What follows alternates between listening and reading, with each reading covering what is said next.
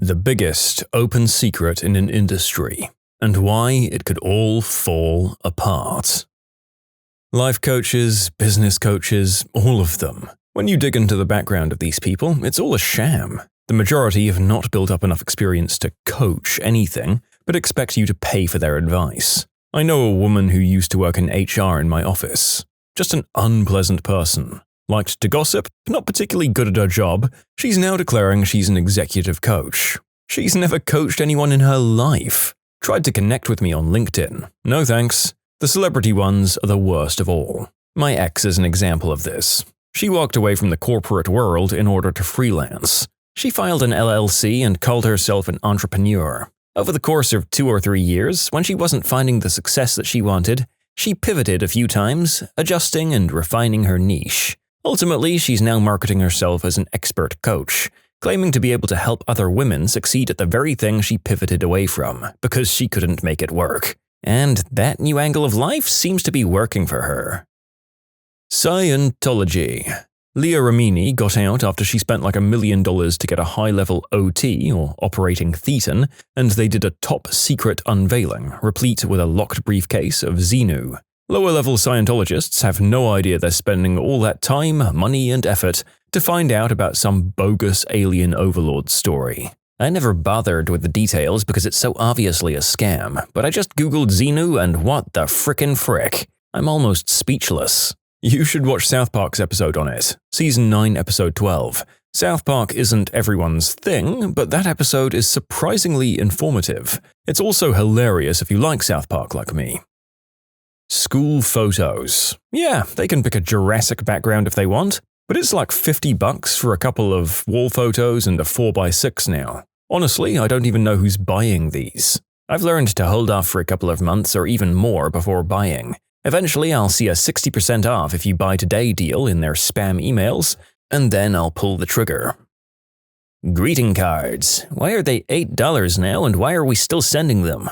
My current strategy is Dollar Tree. More like $1.25 tree, am I right? But if they ever stop selling greeting cards, then I'm moving to the much less personal text message birthday wishes, and that makes me sad. But if it's not the cost of the card, it's the cost of the postage. So I feel like the deal is stacked against us old-timers who'd prefer to send handwritten anythings.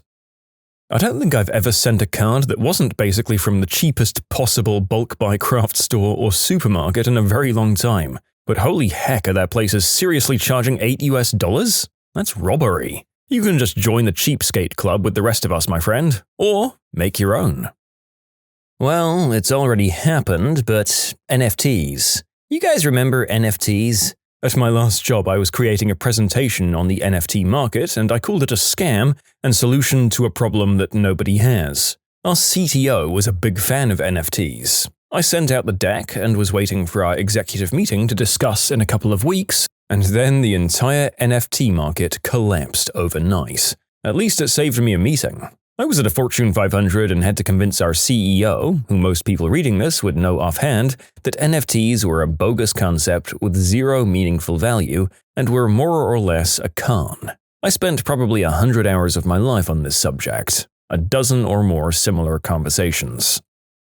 The kids' travel sport industry. $3,000 per year so a 9-year-old can play ball. Look, I'm sorry, your kid isn't going to get a D1 scholarship because he played travel ball at the 10U level. My kids are on the tail end of this, but it's been a wild ride in the process.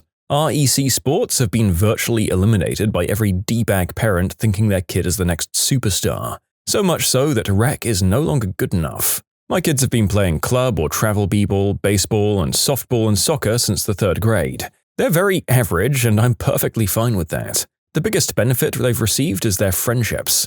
The other parents are insufferable, and by far the worst part of having to take my kids there, especially the coach parents.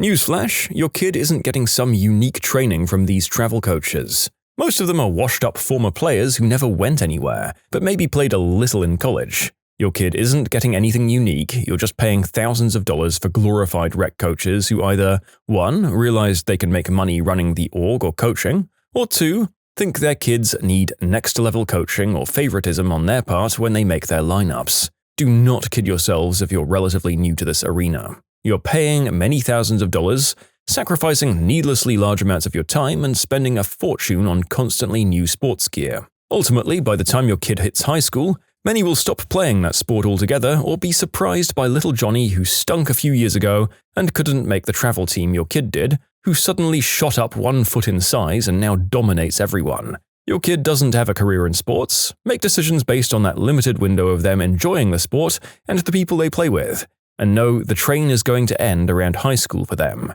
If you're still good with the cost and time and aggravation, go for it. But don't be delusional about their future as so many parents are. The influencer industry. Half the time, it's just people pretending to enjoy things they got for free. Kinda seems like AI influencers that a product can rent will end this. This is basically already happening. I did read somewhere else that most of the real-life influencers at the time aren't actually converting their reach to sales anyway. People just look at their content and scroll on. There's many reasons for that too. For one, bots have become insane. I haven't posted anything on Instagram in years, and I've never posted anything that would be of interest to anyone but friends. Yet every time I open it, I have 3 to 5 new followers. I'm up to several hundred.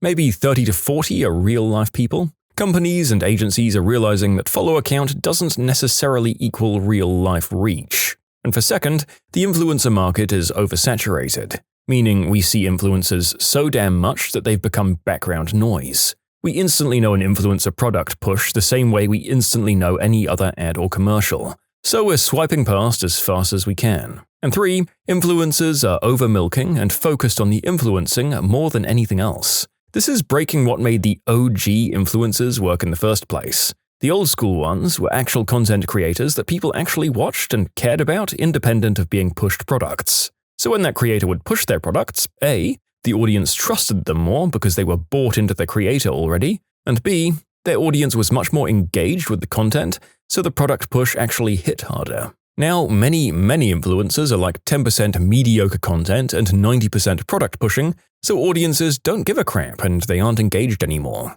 Or the good creators get dollar signs in their eyes with their first brand deal and start going all in on a product, and audiences quickly check out on what used to be a decent channel or creator.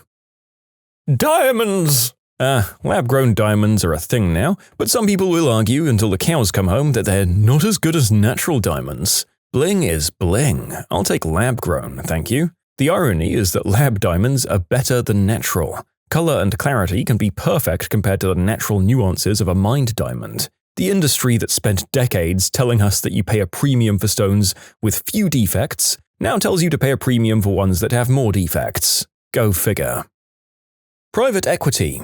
The idea is great. Thriving financial business invests in a smaller business so they can get their foot in the door, and once they do, the profits will flow back to the private equity firm. In reality, the private equity firm comes in and guts everything possible – personnel, amenities, perks, anything they can find – so that the business doesn't actually do anything better, they just have lower operating costs.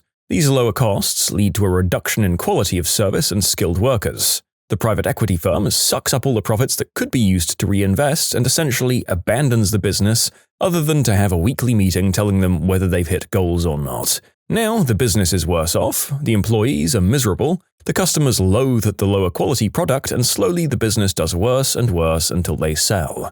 I've seen this happen multiple times now. I've never seen a private equity takeover make things look better for employees or customers. I'll admit that as a working creative, I'm probably biased against private equity in general. I also narrate a lot of stories from people who are angry and have time on their hands, generally because they've been at the foul end of the business. Are there any examples of private equity takeovers making things better? Have we got any concrete counterpoints in the comments for me, people? Let me know. I've been on the private equity side as a controller. They're literally just looking to boost up valuation and then exit. That's it. That's how a PE gets their money. The business scales to unsustainable levels because they don't have enough to make a profit, and actually calculate how much burn or run money they have before they have to raise capital again.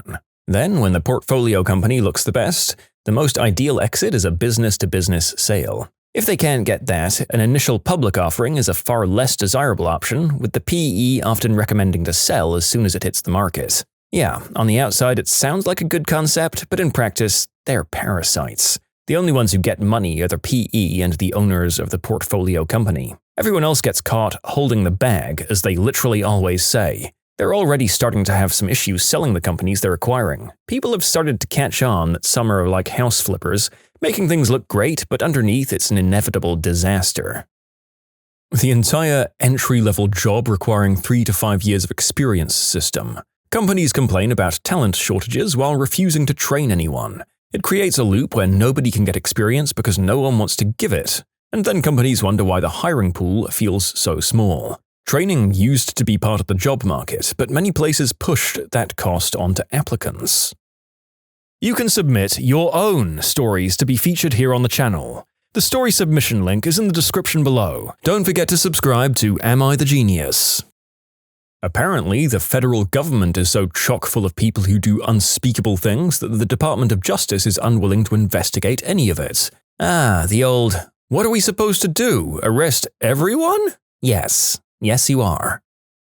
Tax prep. They lobby to keep it this absurd so that they can sell a fix, but every other developed country just does it for you for free. You'd be surprised at how fragile the oil and gas industry is.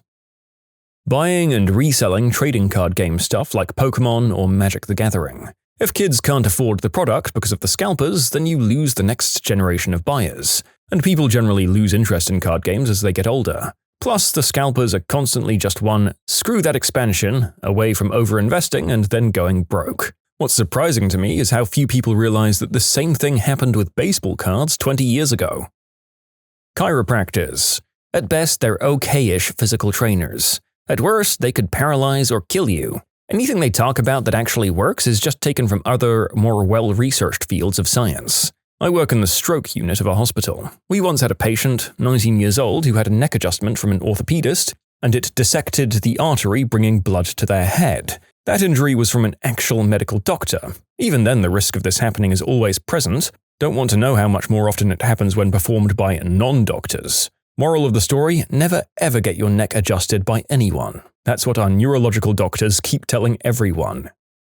I mean, what industry isn't is a better question. We live in a clown world, and the moment you start deconstructing it, the whole thing falls apart. The state of Utah. If the Mormon church disappeared, there'd be little structure left in the state. The entire state government there is dependent on the church, though they will deny that. Even the news is run by the church. It's worth billions and billions. I used to have the Latter-day Saints church as a customer, and I got a little bit of a look under the hood. I mean, they told me all kinds of stuff, but their resources are vast. Second biggest landowner, the US government being the first. Crazy warehouses nationwide stocked with supplies for outreach and disaster recovery. Basically, they own all genealogy records. It's a happy side effect to their unusual practices. It's been extremely lucrative to them. Health insurance companies. They profit by maximizing human suffering. When everyone cancels their insurance, healthcare costs plummet. The US auto industry. Once the Chinese come in, we're deep-fried cooked. We buy every other disposable product from China already, and recent studies suggest 70% of young buyers will have no qualms whatsoever with owning a BYD or a Great Wall vehicle. The dealership model will fall too, good riddance, because who needs pushy salesmen to transact something when you'll be able to buy it at Walmart or Costco?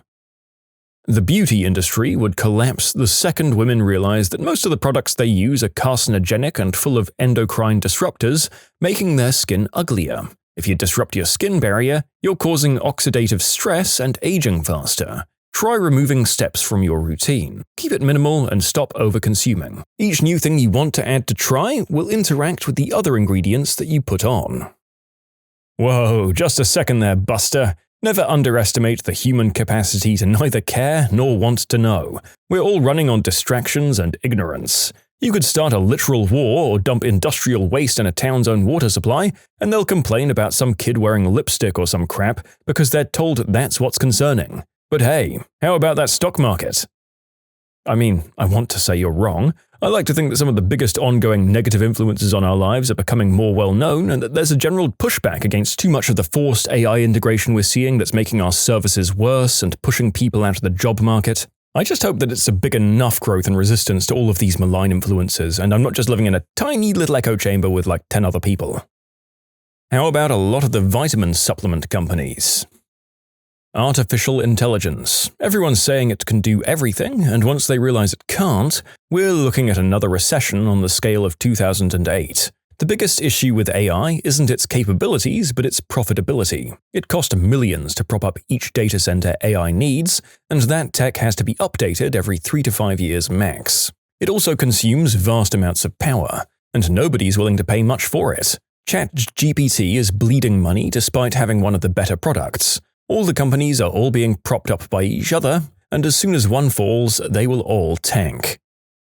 Gulf tourism, apparently. That's GULF. Good luck and Godspeed to all of you who are transiting through Dubai on your international flights. This comment was written in the beginning of March 2026. Esports. Unless you're CSGO or League, the viewership is just dropping tremendously.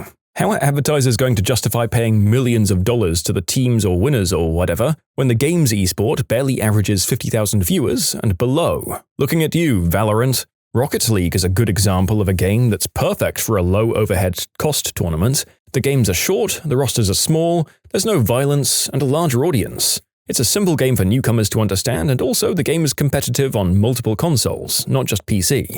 My point is most of the other esports come off as money sinks for medium-rich companies to claim as losses on their taxes. Look at what happened with Marvel Rivals. Okay, I have to admit that I was skimming all these other stories and I saw escorts instead of esports, and I thought, what? That industry will never die.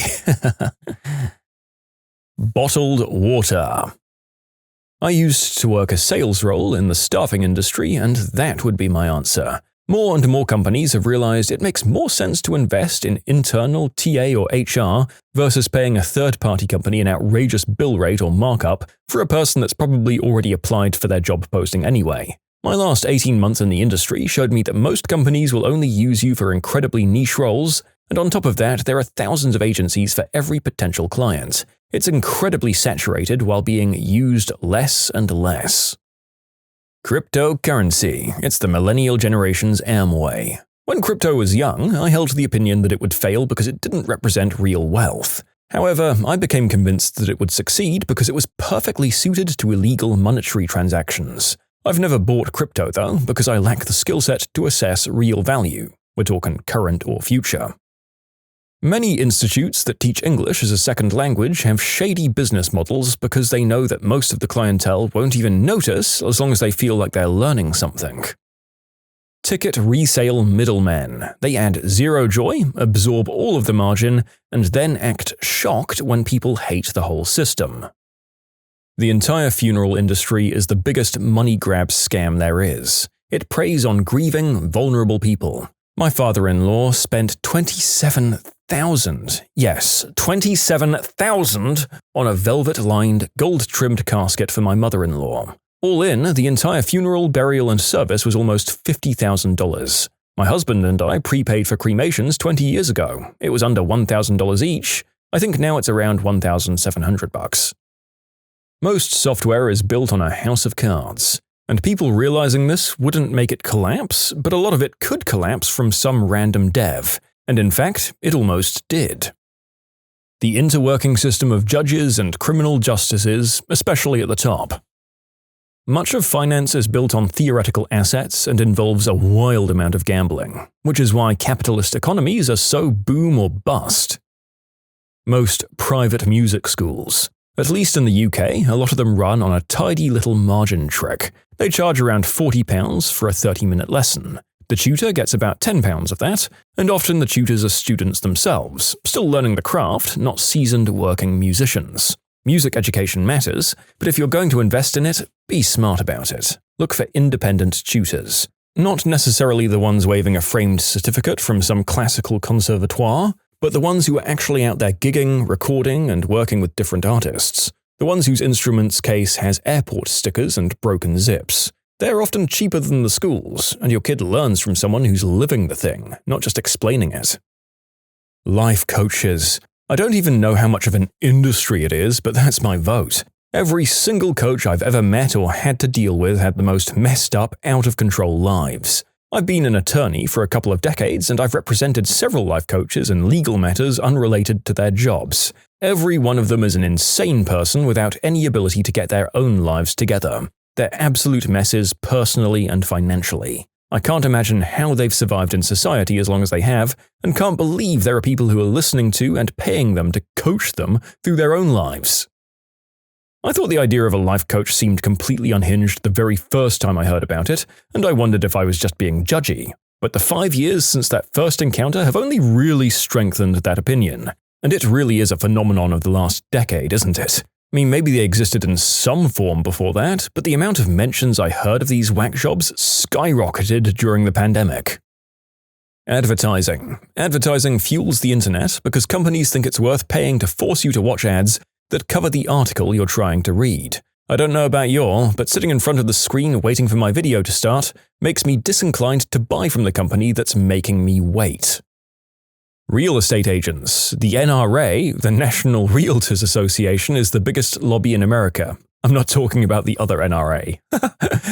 But yeah, that's the biggest lobby in the US. Not Israel, realtors. Without the lobbyists, they're being replaced by AI and apps in under 5 years. Without lobbyists, they would have been replaced by the market decades ago. They only continue to exist because the state has granted them a monopoly on real estate sales data. I don't think you could find a single other market of any meaningful scale that's as intentionally obscure. How did your crazy ex become your crazy ex? After I broke up with her, she used makeup to make fake bruising on her arms, neck, and face. She then proceeded to send pictures of all of this to our mutual friends as a warning about me.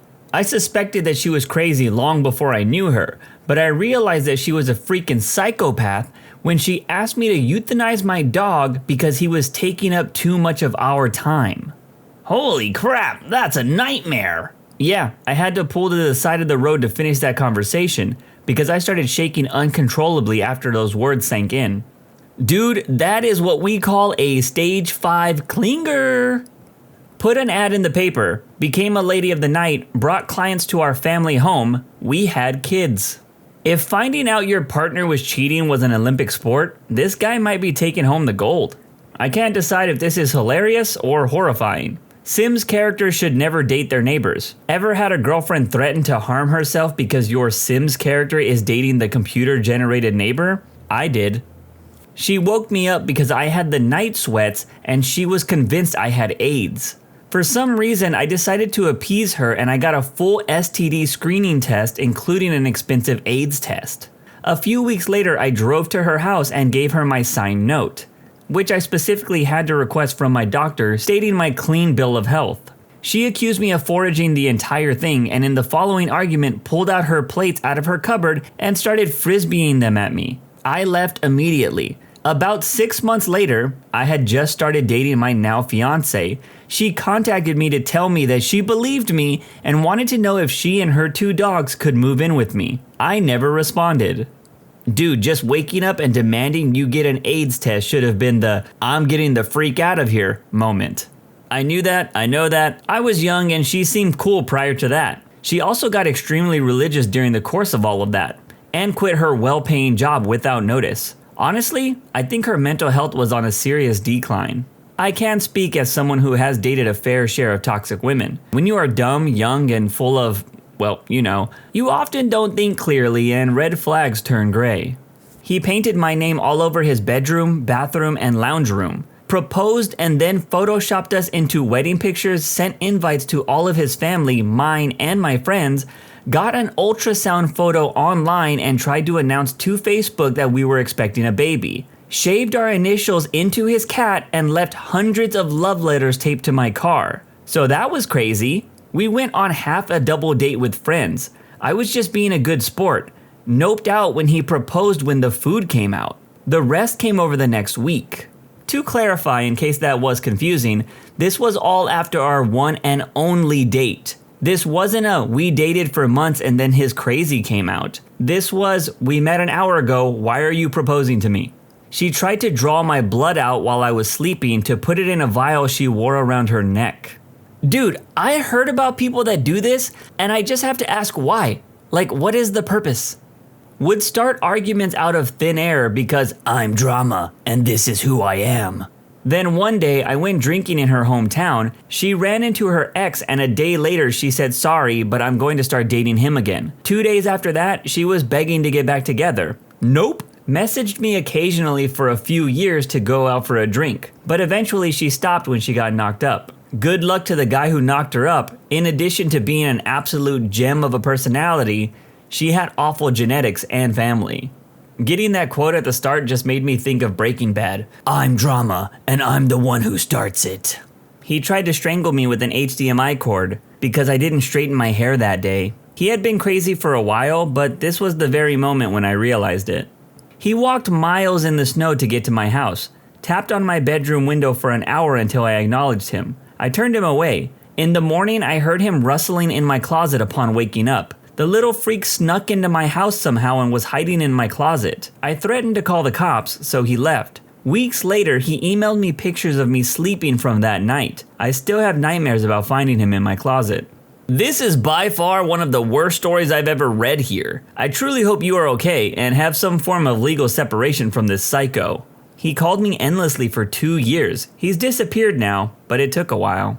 Are we gonna question what she means by disappeared? Like, did he just go away or did she make him go away?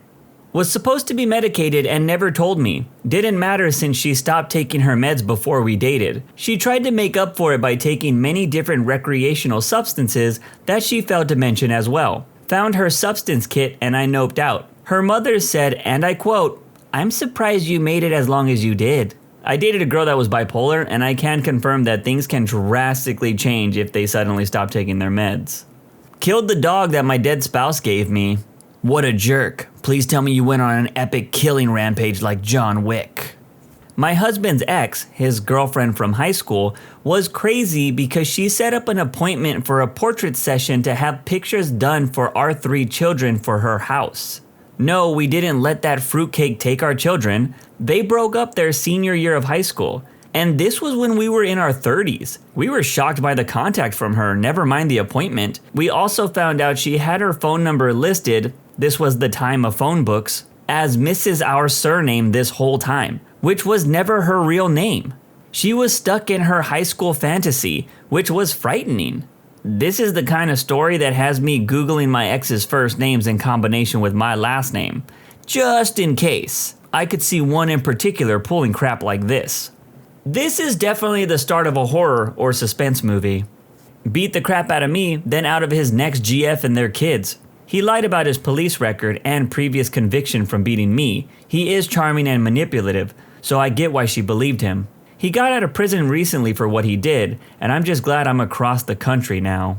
He started messaging all the new guys he thought I would maybe go out with, asking them not to invite me out because he felt like he still had a chance with me. This happened not once or twice. This happened with around 10 guys. He didn't even know them in person. I didn't even know them.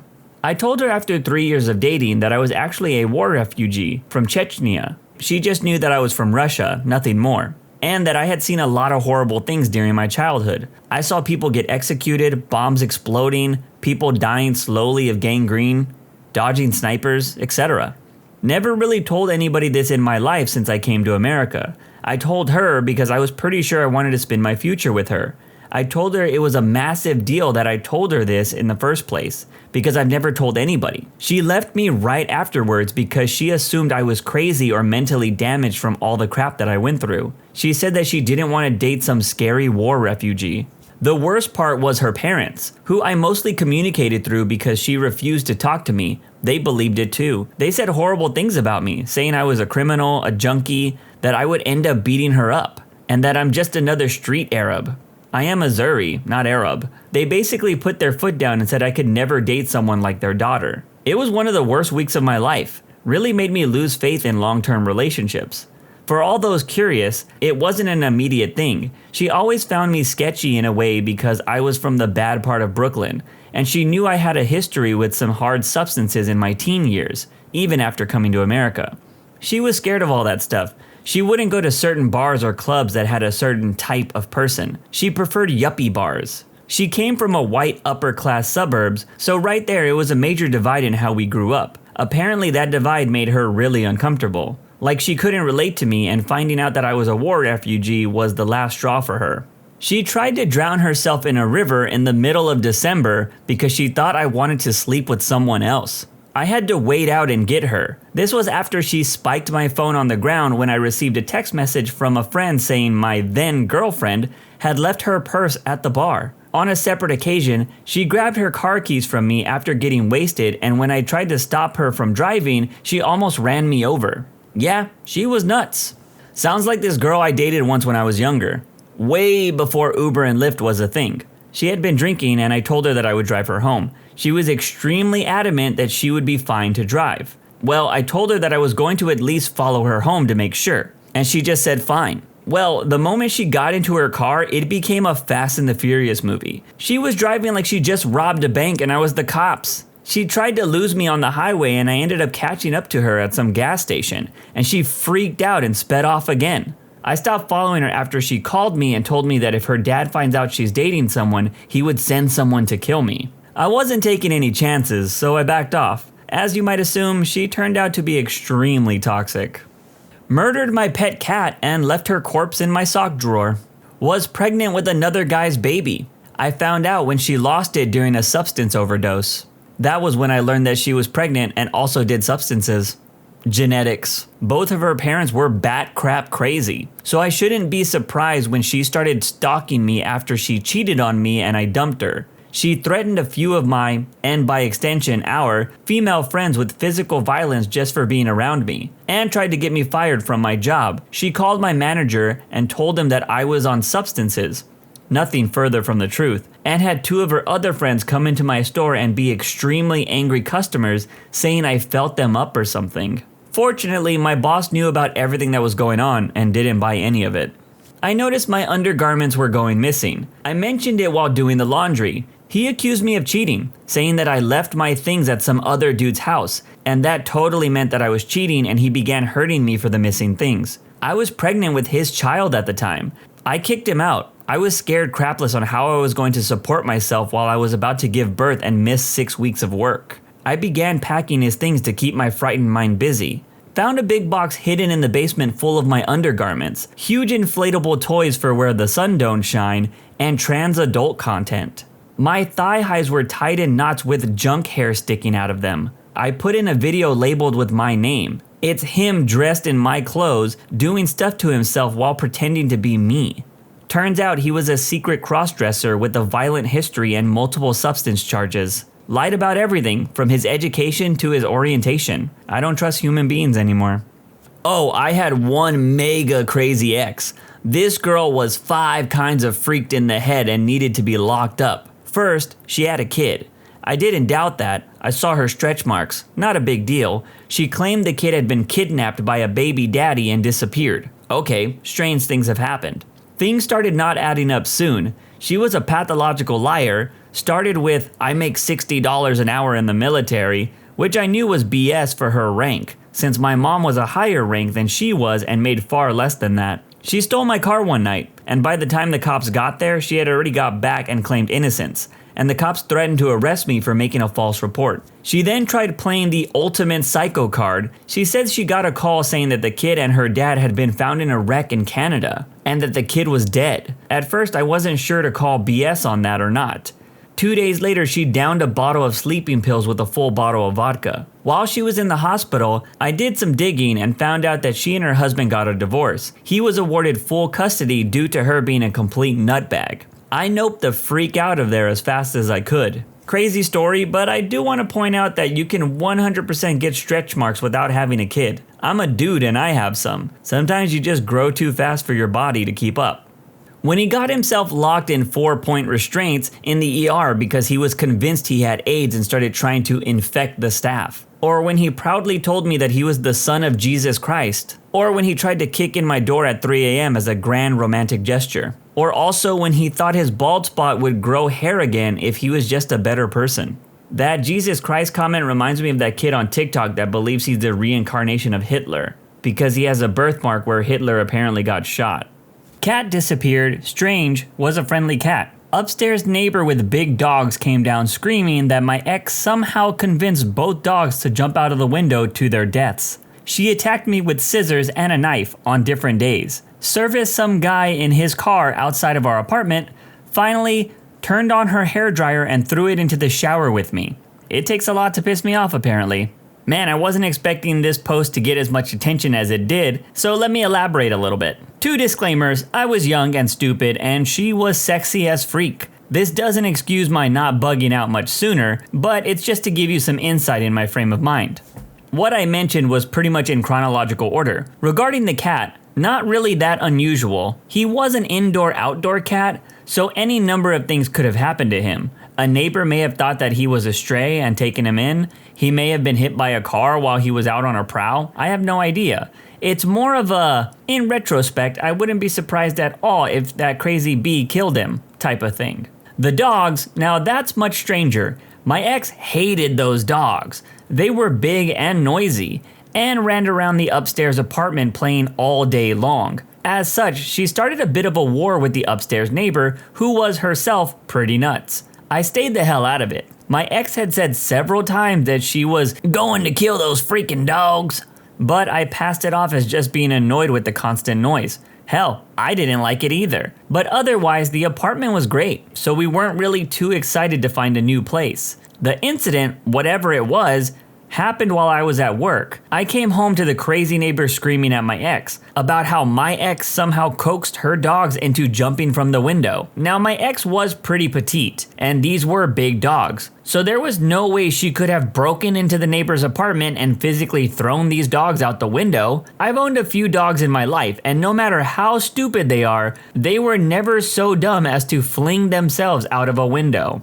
Now, I had no idea what the hell actually happened, and to this day, all of this was probably 20 years ago, I still can't explain it at all. But at this point, I did start looking at my ex from the corner of my eye, just wondering. On to attacking me with scissors and later with a knife. Well, these incidents proved beyond a shadow of a doubt that she was dangerous, but both happened in the heat of a moment, during arguments. As I mentioned earlier, she was quite petite, and I was much faster than her, so I had little trouble disarming her without being really in harm's way. I mean, it wasn't like she was going to try and kill me in my sleep in cold blood, right? Yeah. I forgot to mention there was another attack. She tried to mace me in our apartment.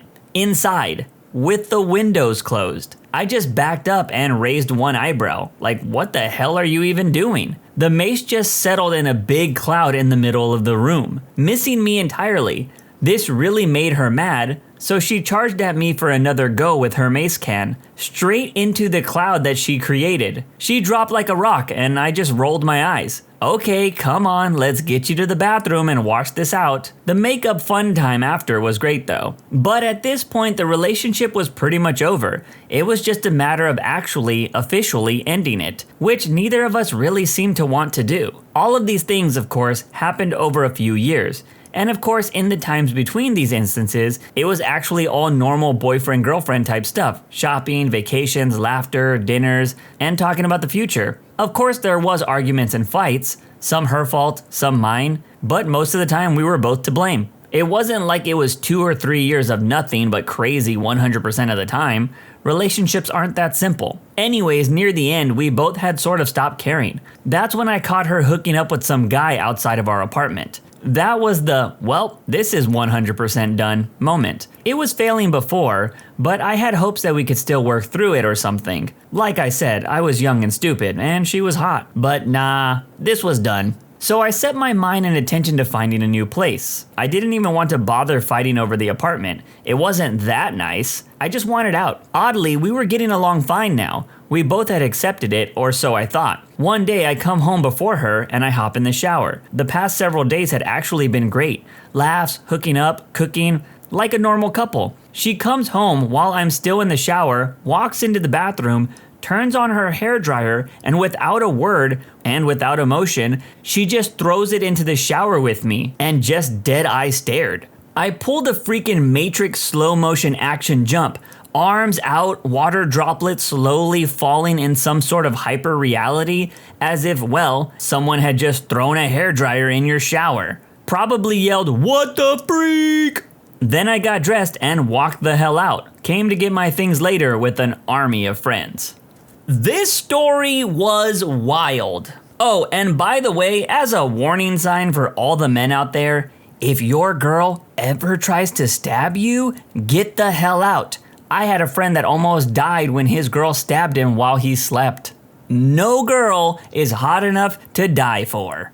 He cheated and I was stupid and forgave him. 2 months later, I was served with an eviction notice because he lied to my face about having paid rent. I told him that I would give him a chance to work on himself, but I needed space and I would find somewhere apart from him 2 months later when the lease was up. He threatened to end himself 3 times, called me wasted multiple times, switched between "you're the best ever and I love you and I can't live without you" and "you're a lady of the night and you're the worst person ever, die alone." From voicemail to voicemail. By then, I had told him that we were definitely over, but the final nail in the coffin for him was when he drove to my new house wasted to call me names and tried to pull me out of my house. When I told him to leave or I was calling the police, and I just went into my house. He was psychotic and emotionally crazy, and will always be psychotic and emotionally crazy. The crazy bee literally made me choose between her and my mother and sister. She couldn't handle other women in my life. It went beyond not liking me being around them. She would go to crazy far lengths to get me away from any female in the vicinity. She never did that until a month or 2 before we broke up. Glad I did. He literally stopped talking to me after I told him I was SA'd. No breakup, just silence. He never spoke to me again. Art teachers of Reddit, what's the most disturbing artwork a student has ever submitted? My literary arts teacher told us a story about the only kid that's ever been kicked out of the program. He only wrote stories about women being killed and assaulted by snakes. No matter what the writing prompt was, he turned it into snake essay. He then read them out loud to class, proudly. He didn't last too long. Back in the 90s, I volunteered at an art studio that provided free classes for low-income inner-city at-risk youth. Wonderful nonprofit run by a couple of cool old hippie ladies who did an amazing job helping the kids feel free to express themselves artistically, no matter what they wanted to create. For example, one teenage smart butt made an elaborate paper mache of Bob Marley smoking a huge herb stick, and they hung it up proudly in a place of honor. No judgment or preachiness at this art class. So one year, they decided to have the younger kids do a Day of the Dead themed picture, with a short paragraph to commemorate a loved one. The teachers were expecting pictures of grandmas and maybe pets, and there were some of those. There were also several scenes of murder, including childishly drawn guns, knives, and oh, so much red, followed by short descriptions like, "My brother was shot, he's dead now, it was loud and scary, I miss him." These were like 7 to 9-year-olds. Those pictures were displayed just as proudly as the grandma pictures. That sounds like a wonderful program. It really was. They did so much good. And now I'm going to get up on my soapbox about public funding for art for children.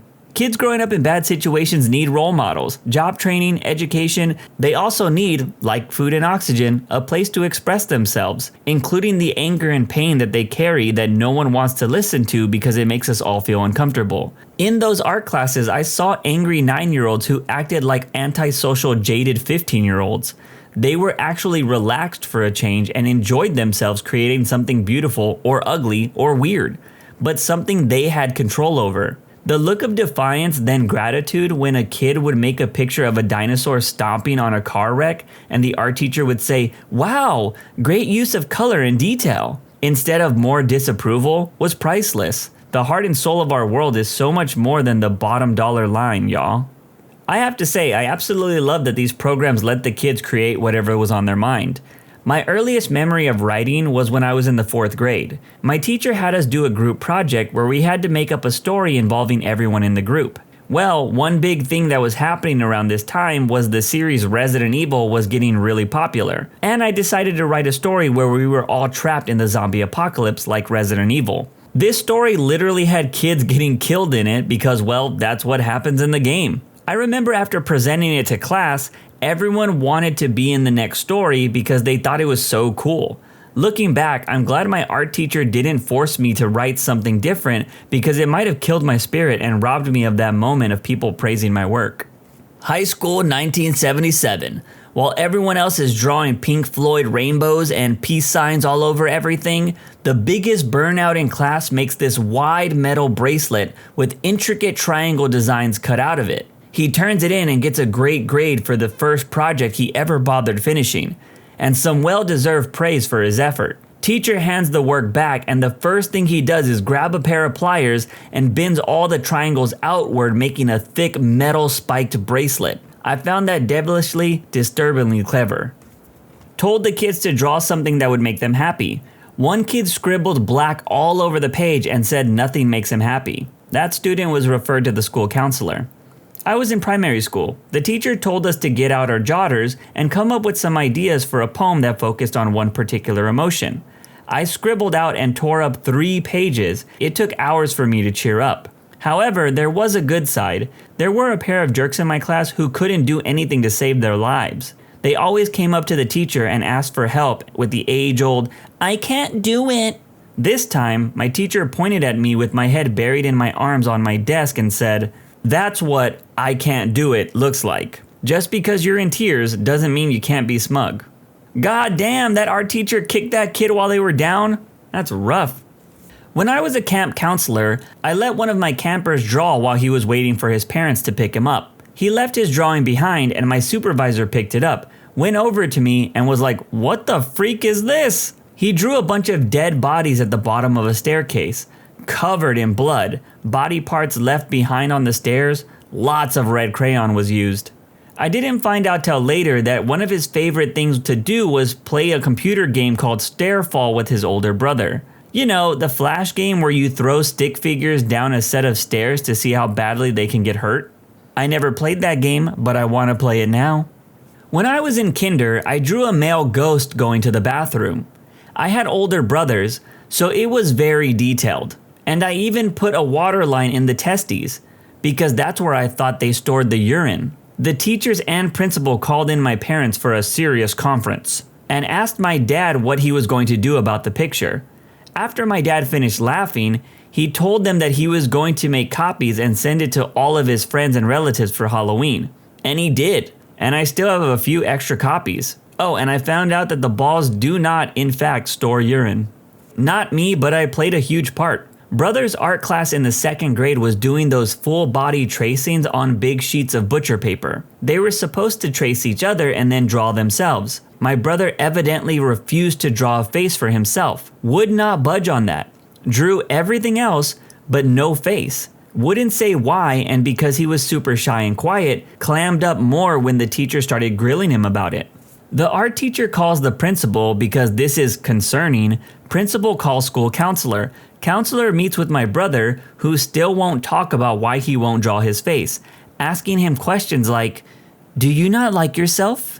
Do you feel bad about yourself?" etc. At this point, he's really clammed up and is now refusing to talk because he's really shy to begin with, and all this questioning is happening.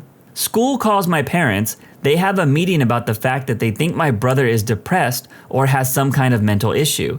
Parents freak out, of course, and my brother still won't talk. My parents and counselors start asking if he feels neglected or unloved or some crap.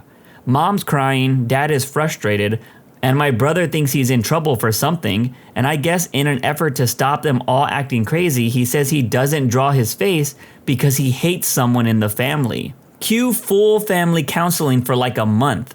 My mom is a wreck, thinks my brother feels like he's neglected, and doesn't love him. So she's constantly like, "You know I love you very much, right?" Counseling isn't going well because my brother is just quiet and confused. Me, 2 years older than him, is just mad that we always have to be at this office. Finally, during one session, my brother finally cracks. The doctor asks, "Who is the person in your family that you hate?" My brother says, Puss, our cat. She bites me." My dad and mom are stunned. The doctor is surprised, but pushes his advances now that my brother is finally talking. "Why didn't you want to draw your face? Do you feel bad about yourself?" My brother says, "I just wanted OP to do it. She's a better drawer than me." No psychosis, no early childhood trauma, no mental disorder, just an overly concerned art teacher and a little kid who thought it would be best if his older sister drew his face because she's a better drawer than me. It makes me really uncomfortable when teachers push children who are shy like that. I remember seeing stuff like that in art class where students didn't want to talk and teachers would just make huge deals about it, making the situation even worse for kids. There's a way to bring them out, but making a huge scene in front of the class is the worst thing you could do. Bro, all I have to say is after all of that drama, that is an instant chokeslam and powerbomb onto a mattress when we get home, followed by a Shawn Michaels elbow drop. Not a teacher, but in 2nd grade I was infatuated with the battleship Bismarck. I also loved the flag on it, with the red background and white circle with that cool box thingy. We had to build a design to look like a quilt using construction paper. I did mine using the Nazi flag. It looked 100% like it. My teacher didn't say a word, but it was shown to my parents and they burned it. It took me 5 years until I figured out why they did that. Not an art teacher, but in my AP art class in 12th grade, a fellow student in class decided to make an art portfolio with the human fetus as its theme. One piece in particular was a hyper-realistic ink drawing of a tossed salad with little fetuses in lieu of shrimp. If my memory serves me right, they also did a piece that was a martini with the fetus in lieu of the olive on the toothpick. I had a 2nd grader draw a picture of me and him together, and my hand was behind him. He wrote, "Coach Kubert likes to touch me." I don't believe I ever touched him, not really the type of person. However, it was pretty embarrassing. Not a teacher, but my daughter came home from kindergarten with this. When I asked what it was, she said, "Cookie Monster with his head blown up. And then he peed his pants because his head's blowing up." It's still hanging in her room because she's so proud of it. I didn't realize it at the time, but apparently we have a few copies of this theme. Either my kid is really a psycho, or she remembered that we thought the original was funny and did it again. Her early work was a little too abstract for my taste, but when Cookie Monster with his head blown up and then he peed his pants because his head was blowing up came out in '83, I think she really came into her own, commercially and artistically. The whole piece has a clear, crisp look, and a new sheen of consumer and professionalism that really gives the composition a big boost. She's been compared to early Basquiat, but I think the OP's daughter has a far more bitter, cynical sense of humor. You remember that Superbad movie scene with the beepies? My friend did that about 15 years before that movie came out, and someone turned it into the teacher. He got suspended for a few days, and his parents had to come in and review the notebook with the principal. I mean, it was filled front to back with peepees. I had this kid, I'll call him Joe. He had special needs and loved movies. He hated everyone but me. I was his first male teacher ever. He would often draw me pictures of Godzilla and King Kong. It was awesome. When he went to the next grade, he drew a picture of his new teacher being eaten by sharks. She freaked out, called a whole bunch of meetings, and went nuts. She was saying that she was scared that he wants her dead and she fears for her life. I was asked to have a talk with the kid. I asked him what the picture was, and he said that it was the lady from Jaws 4 being eaten by Jaws. We then proceeded to talk about how Jaws 1 and 2 are awesome. I will always sing the praises of a good teacher. My 1st and 2nd grade teachers absolutely sucked. They were old ladies and they thought I was a troublemaker and often sent me to the office because I wasn't doing my work. It wasn't until the 3rd grade and I had this amazing black teacher who noticed I was struggling and told my parents that I might have dyslexia. Sure enough, I did, and I started getting special help. Even though I hated it at the time, I really appreciate that my 3rd grade teacher didn't just pass me off as the bad kid and really look deeper into what was wrong with me. A friend of mine had to have a meeting with his parents and teachers about his drawing in primary school. They were completely harmless drawings of zoos, houses, trees, etc. But when you viewed them upside down, they showed disturbing images. Obviously, he had no idea what they were going on about and said it wasn't intentional. He's now working in a good job and is completely normal. This kid drew a giant turd on the chalkboard. There was pieces of corn in it too. He said he didn't like Chipotle anymore. A yellow smiley with a sad mouth, with big black words written on it. "I want to eat a lot of medicine to end myself. My parents hate me." This kid was 10 years old. Not an art teacher, but there was this kid in my art class who would always draw super dark things. Not so much scary, but more depressing. I figured he might have a crappy home life, and I noticed he didn't really have friends. So I thought I could talk to him and just be friendly. He seemed really nice, just a little weird. Flash forward about 3 months, and wow, I'm glad I was nice to that guy. He got called down to the principal's office during class, and no one knew why. We finally found out that he had written a hit list and had been suspended for a month. Seems a little lax, but whatever. He comes back to class and no one wants to go near him. At the end of class, however, he comes right up to me and says, "Don't worry, You weren't on the list.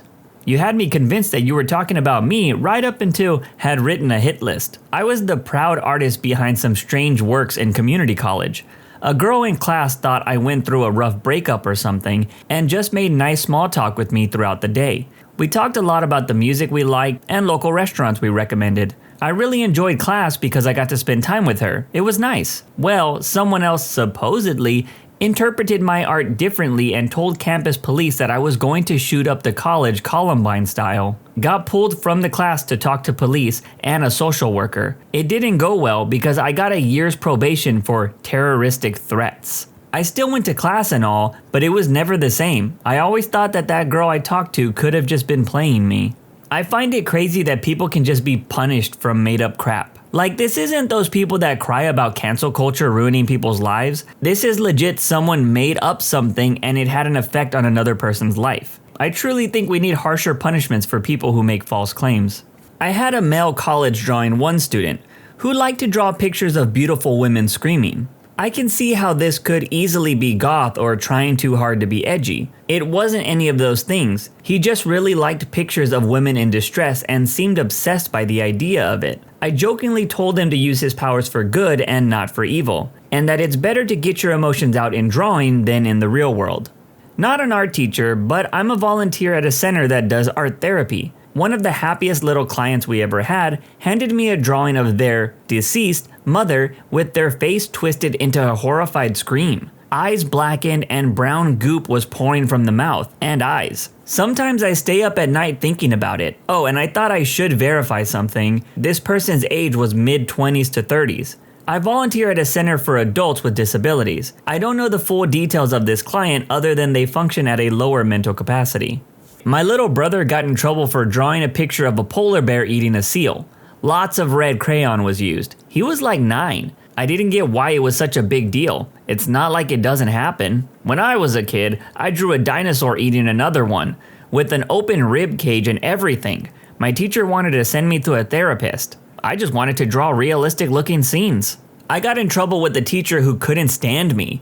We were using the computers and this age-old image just happened to be on some website I was on as an ad for something. One of those crappy ads that is on the side of the screen when you're scrolling down. She called a meeting with the principal and called my mom in. Thankfully, my mom called her out on her BS and pretty much told her to quit being a petty idiot and wasting everyone's time. I almost cried, I was so happy.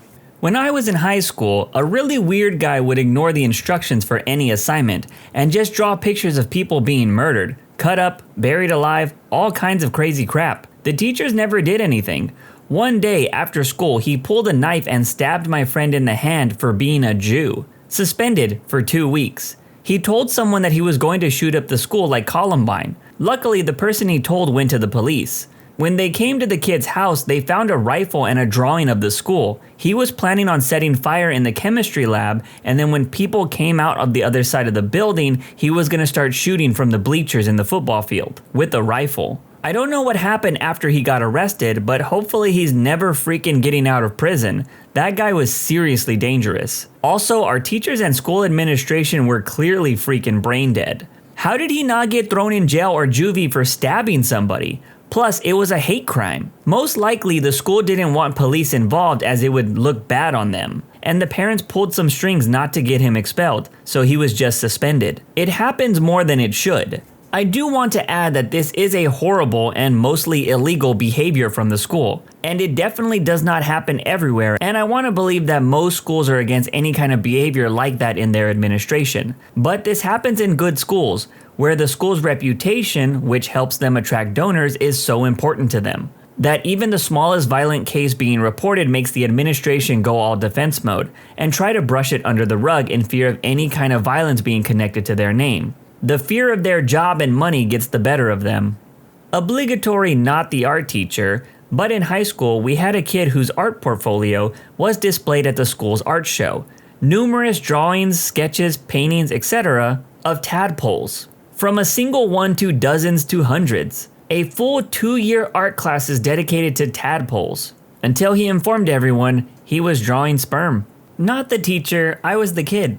Little background, grew up in a small beach town and was somewhat known for my artwork and being pretty good artist for a little kid. In the 8th grade, we had to design a deck of playing cards. I was 13 and was going through a really hard time and made a series of super dark cards, like the Fallen King and the Dead Joker, Queen of Human Hearts, Hanged King, etc. I really enjoyed working on them and loved how they turned out. Very dark, but also colorful, like Dolly meets Tim Burton. Anyways, I went to a small private school and our cards were going to be displayed for the art show. Mine weren't allowed in the show and weren't allowed to be displayed for them being too dark, and my teacher said I needed therapy. Which, surprise, I was already in and was told to express my negative feelings through my art, which I did and then got in trouble for and denied a place in the art show. I still have my cards, I still think they are pretty dope. Still bitter about it not being in the art show though.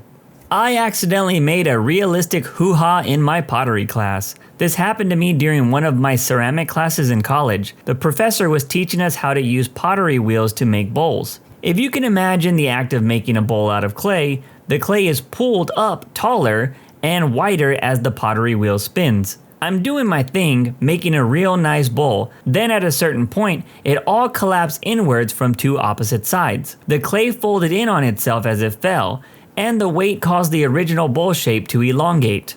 I was left with what looked like a perfectly detailed clay hoo-ha. So naturally I left it as it was and fired it, and glazed it. Now years later I sneak it into friends' houses and put it on their bookshelves. When they find it, they shake their heads, laugh, and do the same thing to someone else in the friend cycle. I call it the Brotherhood of the Traveling Hoo-Ha. Men have read it who proposed and she said no. What happened afterwards with your life? My mother told my father no 3 times. On the 3rd time, he got wasted at the local bar and basically started pouring his heart out to anyone who would listen. Mind you, it's a very small village in the Italian Alps, and my father barely spoke Italian, and no one in the village spoke English, including my mother. Word got back to my mother about this sad American at the bar, so she went to find him and she told him that she'd marry him. My parents celebrated their 44th anniversary last month. Bro, it's women like this that give hope to the annoying, desperate male characters that want girlfriends in most anime. She was an art major and I had just joined the army. We had been lovers since high school. I asked and she said no. She wanted to get her master's. We were friends for a while, but we don't talk anymore. She works as a bartender now, I think. I ended up getting married to my best friend. We've been married for more than a decade and we have a 5-year-old son. Oh, I have a story about this. My friend had been with his girlfriend for years, so he decided he wanted to propose. What he didn't know is that she was also thinking about proposing to him. He proposed first and she freaked out because she had already set up her proposal and bought a ring, so she said no. Over the next week, she freaked out more and more and refused to answer his calls or messages. My friend then decided to use the money he had saved up to buy a plane ticket to Europe. What was supposed to be a 3-month trip through Western Europe turned out to be a year-long trip around the world. One day he says that he's coming back and she decides to go and wait for him at the airport and propose there. It turns out that while being in Peru, he met a girl and they fell in love almost immediately, and he got married in Peru. Cue 5 years later, he and his Peruvian wife are still very happily married and recently had a baby, while his ex still hasn't quite forgiven herself for ruining her relationship with him. At first, I thought this was going to be the typical one proposed and the other takes out their ring and makes it a double proposal, but this definitely had a turn that I wasn't expecting. I mean, how dumb can you be to let someone you wanted to marry leave the country for 3 months and let it turn into a year? Pretty idiotic if you ask me. My mom actually said no to my dad's proposal when they were younger, not because they weren't in love, but because she wasn't sure if it was something she actually wanted to do, rather than something that society expected of her or whatever. They still stayed together and had kids, hence why you're reading this now. And when my dad was terminally ill a few years ago, my mom plucked up the courage and asked him. Just to get back at her after all of those years, he said no, before taking up her offer a few days later. He died a happy man. For a bit more of context on this, it was actually 2 declined proposals, not just 1, both pre-children too, so let's say I'm lucky. Also, when they did get married, it wasn't purely an action for the estate or whatever, they already had their wills sorted out. It was just one of those last great days as a family type things. In fact, my sister and I were the only two present at the registry office. And when I say office, they literally squeezed us into one of the registry offices as there was a big waiting list for weddings, and we didn't know how long he had. He died 3 months later, so we were all hugely grateful for them helping us out with this. As a woman who got engaged and the proposal was later revoked, it still stings a little 11 years later. When you are so sure you're with the love of your life, losing them can really pop a hole into your life plans. We met in her home country of Germany while I was traveling. I knew I was in love. We dated long distance for a while. Me flying to Europe, her flying to the US. I suggested marriage so we could be together. She said no a few times. I didn't press, but I was patient and not being pushy. I knew she was worth the wait. Then it hit her that's how we could be together. If we got married, we could live in a country together. That was a difficulty of being born on different patches of dirt. A few years later, I'm still married to my best friend and living with her in Germany. Not all no's stay no. Life goes on. We lived together for another 6 years until she changed her mind and told me that I should ask again. We were engaged for over a year and got married in 1991. We are still married and have 3 children, and we are both still very much in love. I find it crazy that relationships still continue after a proposal rejection. Because on one hand, it feels like the rejection is saying, I don't want to spend the rest of my life with you. But I guess on the other hand, the person might just be against the idea of marriage. Which is fair, because you don't want to marry someone who is against the idea of marriage. I mean, look at Will Smith and his entanglement. My dad proposed to a woman who said no. My dad was a violent alcoholic, and she said she couldn't be with him unless he got clean. Took him a little while, but he did just that. He wound up meeting my mom through a matchmaker, and they've been married for 25 years. If that woman never said no to him, he would have never gotten clean. It was the lowest point in his life, but it all brought him to my mom, who makes him happier than ever. She had cancer. I said we should get married because I had full medical coverage from my work. She said no. And over time, we grew apart. I haven't talked to her in 15 years. I don't know if she died. I knew a couple who did just that. He proposed in order to give her citizenship and health insurance, so she could remain here and get cancer treatment she desperately needed. They stayed married for about 15 years and he even adopted her son, but they never lived together or were romantically involved. Years later, they divorced when he met the woman of his dreams and wanted to get married. They were all very close friends, with no drama. She lived and is a university professor now. He's in another state with the woman of his dreams. Phoebe Buffay, is that you? So this actor, Patrick Moot, proposed to his girlfriend at a basketball game and gets turned down while on a giant jumbotron. Clip goes viral on YouTube, Facebook, etc. She tells him later that she turned him down because she thinks his pee-pee is too small. So he travels around the world documenting what other cultures think about pee-pee size, pee-pee enlargement, and made a movie about it called Unhung Hero. I've never watched it, but the title alone makes me laugh. I've never heard of this film before, but I do agree. I think it's a great title, and I'm interested in watching it now. This is the story of my parents. My dad asked my mom to marry him several times. She said no several times. One day, my dad asked my mom to marry him yet again, and she said yes. He freaked out and left her apartment and dumped her. 3 weeks later, he hated his life without her and begged her to take him back and marry him. They were married 9 months later for 16 years until my mom passed from cancer. They loved each other so much and they had such a deep appreciation for each other. That was 25 years ago. My dad has not remarried. No one will ever come close to my mama. Dated a woman for over 2 years and popped the question. First time she said, I don't know. A couple of months later I asked again. She said, maybe. I was pretty bent out of shape. But then I found out that she was sleeping with several of my friends, so I dodged a bullet there, really. Damn, dude, I'm sorry about your friends, genuine crap bags of people, to knowingly sleep with your girl. I hope you find better friends. Dude, that would literally break me. Like, cheating is crappy if it's a coworker or someone you don't trust. It's 1,000 times better than going to vent to your friend about your girl cheating, and he's like, yeah, I'm the other guy. It happened to a friend of mine, and honestly, I think it did break him. His girlfriend slept with his oldest friend. This was a couple of years ago. I remained friends with the guy for a while afterwards, and his personality within the relationship just seemed to, for a lack of a better word, crumpled. She continued to sleep with other guys and manipulated him into blaming himself for the unfaithfulness. I think most people would agree that cheaters belong in the trash, set on fire, and then thrown off a cliff. FYI, that was just a figure of speech, don't take it literally. We received a letter from the immigration office saying that she was lacking some documents. At the moment, we were stressed, both of us with work and study, and none of us were sufficiently fluent enough in German to decipher this kind of language. We went to the university office for foreign students. The lady in charge translated the letter badly, telling us that even with presenting the documents, they would proceed with the deportation process. We panicked, looking for some more help. We ended up at City Hall. With the adrenaline rush, I proposed to her in quite a loud voice. "If we got married, could we stop the deportation?"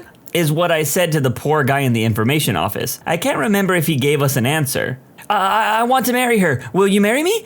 She started laughing. I started laughing. The guy in the office gave us the telephone to the pertinent department and asked us to call. We went out of the city hall and we couldn't stop laughing. She said to me, "Well, thank you, but let's wait a bit." After the weekend, we went to the immigration office and the people there explained which documents were missing and how to get them. She wasn't denied the visa and we kept living in the same way as we planned. It was intense and, in retrospect, pretty funny. My mom and dad were not married but wanted a kid and had me. My dad, being a Catholic and Hispanic, decided he wanted to be married to my mom and proposed. She said no because she hadn't been divorced from her first husband for very long and now had 3 kids and preferred to stay unmarried. He threatened to leave her and got on his motorcycle and started to drive away, until my mom chased him down and gave in, leading to what my parents call the voodoo wedding the same day. I'm gonna need more details about this voodoo wedding if you have them. From my understanding, the way it went down was they immediately flipped through a phone book looking for someone who could marry them for free the same day. They eventually came across a small mom and pop store / restaurant in a bad part of town called The Cut that agreed to do it in a back room using their waitstaff as the witnesses. It was a quick 5-minute ceremony that ended with the officiant making them eat a meal with them. To their dismay, they were charged for all of it and had to run home and break open the quarter jar. Okay, look, I get men can be very dramatic at times and act this way when getting rejected, but my guys, we really need to sit back and reevaluate how we handle rejection. Getting someone to marry you out of pure pity is not the strat. I was a young Marine and I was only home during the weekends. I was dating this girl for about a year from my hometown. When I asked, she said yes. Her dad, who was former Navy, kept saying that we should wait. We put it off for a bit longer. Fast forward another year, she dumped me. Father informs me that she had been sleeping with a lot of guys, like more than 50 over the last 2 years that we dated, and was very happy I didn't marry her, and he apologized for her bad behavior. She then totally ghosted everyone in her family for about 6 months. Find out she moved 7 hours away and was living under a house, and I don't mean in a basement. Literally under a house with a new BF. She calls her mom to come get her. The mother and father asked me if I could go get her and bring her home. Good times, good times. That would have been a big hell nah from me, my guys. I asked her right out of high school and she said she wasn't ready. We stayed together, went to college at the same school, spent the first year in separate dorms, then moved in together. Got married a few years later. Our 20th is coming up. In 2017, Google came up with this idea to allow you to make photo books out of your Google Photos account. My girlfriend and I had been dating for almost 2 years, and I knew that she was the one that I wanted to marry. So I created this wonderful photo book of all the selfies of us together, and ended it with a page made out of photos I generated that say, "Will you marry me?" I then proceeded to put all of these into an album and build the photo book. What didn't occur to me at the time was that the album I put these in was a shared album, and other people get notifications when you add new photos to it. And the other person that this album was shared with? My girlfriend. That evening, we had dinner and it all came out. She saw the photo and she wasn't ready. There were a few reasons why, and they were good reasons and smart reasons, mostly to do with timing, family, and finances. We weren't breaking up, we just weren't getting engaged at that time. A year later, we had successfully discussed the concept of getting married. We went ring shopping, she picked out her own ring, and by the time I actually did propose, we both knew what the answer would be. We celebrated our first wedding anniversary in April. It seems to have worked out so far. And the photo book is on my shelf to my left as we speak. I'm a firm believer that the only surprise in a proposal should be how you're proposing, not that you are. She or he should know that it's going to happen at some point, but not how. Marriage is a big deal and should be discussed extensively beforehand, as it is a huge legal agreement. I'm glad it ended up working out for you. The photo book idea was really sweet.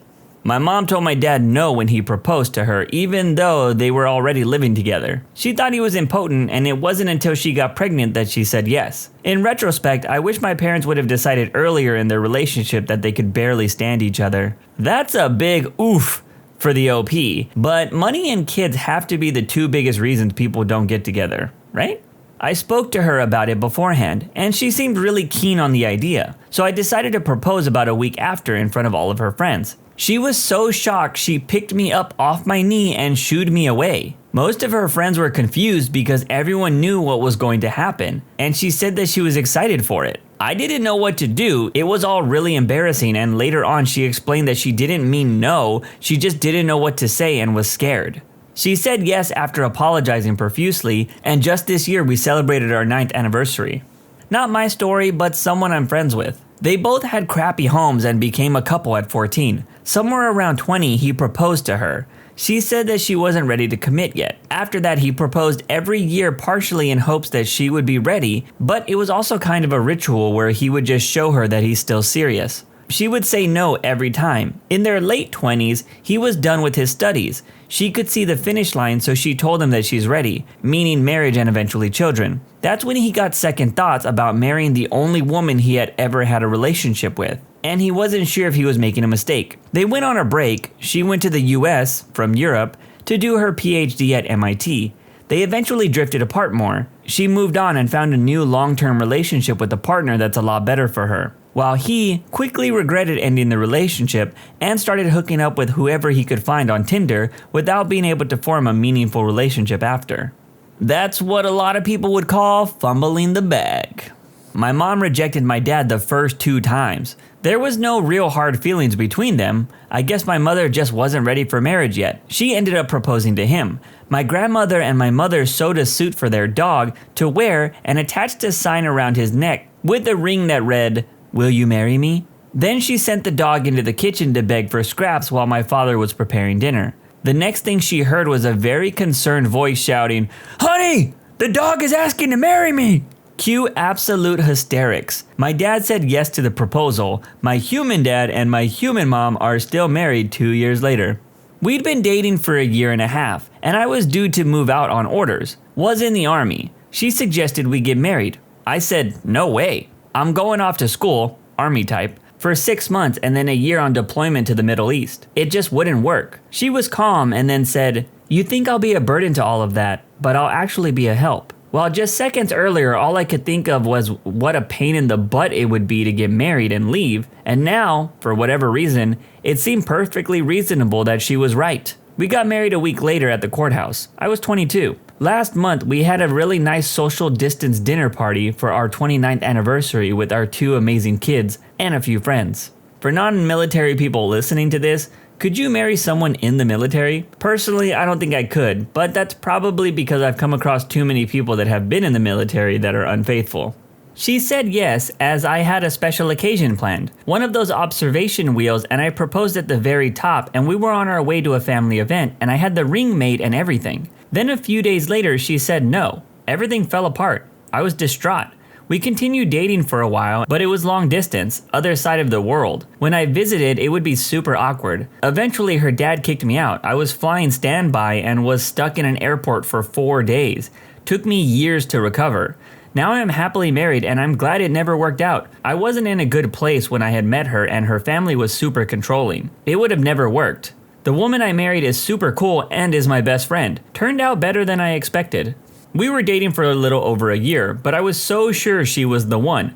I drove 2 hours to see her at college and went on a beautiful winter night walk and proposed. She looked me right in the eyes and said, "Oh, you thought this was serious? Well, I don't know how to say this other than that I've been seeing other people. Well, actually, I have been seeing other women." I was stunned. I got up, put the ring in my pocket, and walked to my car. Got in and drove away, never looking back and crying the whole time. Haven't seen or spoken with her in 7 years, even though she's tried countless times to reach out. Now it's a story I tell my friends who are nervous about asking their significant others to marry them, reminding them that even if they say no, it could be worse. Well, about 2 years later, I met my wife of 22 years. We are happily married. The one that said no got married for the first time last year and seems happy. My wife is way into me in ways that the former girlfriend was never, and I see that my life is far more happier with my wife than the one that said no. She's not a bad person, I was just young and in love with someone that wasn't in love with me. It worked out for the best. I'm glad she said no. Not sure if this counts, but I did propose. She said yes, but 1 month before the wedding, she took it back. This is what happened immediately with my life. I personally lost $3,000 worth of deposits. My parents and her parents lost about $4,000 each on deposits. Me and my parents are working class, so it took us years for us to financially recover from this. I spent about $2,200 on the ring I didn't want. That was my biggest regret, and I will say that to anyone who listens. The engagement ring chain I bought it from wouldn't take it back. I took it to pawn shops and they'd only offer a few hundred. This engagement ring store banked on customers who wanted the whole ring. Stone, band, setting. If you're going to buy a ring, just buy the stone. For the gold band setting, you can get that at a local jewelry store. Apparently my gem that I bought was crap. Most of the cost of the ring was BS. Most of my family was from out of state, and a lot of them were pissed because they had to cancel their flights. I had to go to the ER because I didn't leave my room. I couldn't take any calls because everyone was so pissed and I didn't want to hear it. I was depressed and just stayed in bed. One day, my roommates grabbed me and took me to the ER where the doctor treated me for severe dehydration and an infection. What happened when I got over it? I became stronger for it. I didn't propose to anyone until a decade later. Honestly, there wasn't anyone that I loved deeply enough to be committed in a relationship. But when I proposed, I was in my 30s. Our relationship was more mature than the first time I proposed. We've now been married for 13 years. She's my best friend. When I have good news, she's the first person I want to tell. And when I have bad news, she's the first person I want to tell. I also financially recovered as well. I learned my lesson about the engagement ring. Only paid $300 for it. She loved it and treasures it. After our 10-year milestone, we were doing so well, I took her to pick out a new wedding ring at any cost. She refused, and she still wears the cheap $300 ring and loves it. Redditors, what is your "did I freaking stutter" moment? Vehicle inspector here. Sir, your back taillight is broken. You need to get that fixed and come back. I'm friends with the owner here, and you're telling me that my car has problems? I already have, and if you aren't prepared in the future, don't waste my time. My friend has a shop and does vehicle inspections too. At least once a month he hears, "But some other shop gave me a sticker." And his response is always, "How nice for you. Take it to their shop then." When I finally kicked my ex out of my life, she tried to argue us back into being together. As I drove her to the airport, and even had the balls to critique my arguing techniques as inconducive to resolving a fight. I cut her off and said, "What part of this are you not getting? We're way past that. This is not a fight that I need to work through with you. I'm taking you to the airport and I never want to see or hear from you again." Dude, I feel your pain. Went through almost the exact same crap with my last ex.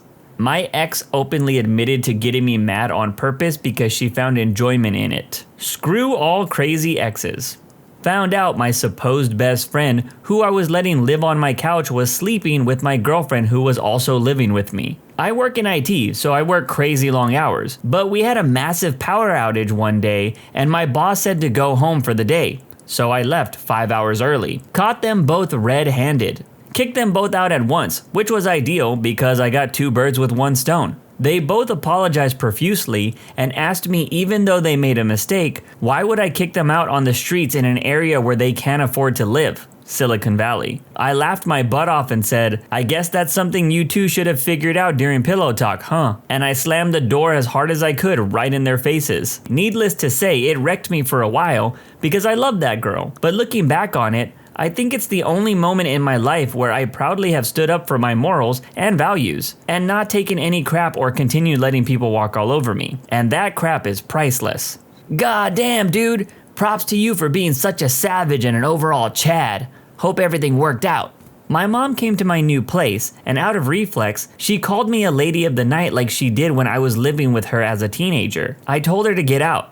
There was this amazing moment when she was completely disoriented by my reaction. It didn't compute, so I had to tell her again. "It's time for you to go, please leave." It was one of the most important moments in my life. I'm amazed you were nice enough to let her show up in the first place for treating you that badly. Good on you for immediately sending her out. thanks. She was there because I want to stay on good terms with my dad. He is the reason I'm anywhere near her. Sending her out was very empowering and very sad. It was amazing to finally have the power to stand up to her, but really sad that this is what I have to put up with from my own mother. Ever since then, she has made an effort not to insult me in front of my face. So there's been some progress. Horrible situation. My mom was an alcoholic who was paying for all of her boyfriend's nursing home expenses and then paid all of his family's expenses like car payments, big purchases like appliances, or home remodel payments. My mom's addiction caused her health to plummet. She needs to be in nursing care. Her BF dies and his family never contacts her unless it's to complain about the money they need. I take over her finances and cut off all of those freaking sugar mama payments. If they had stayed in regular contact or regularly visited her, sure, I would have considered it. But no, they just wanted her to cover their payments.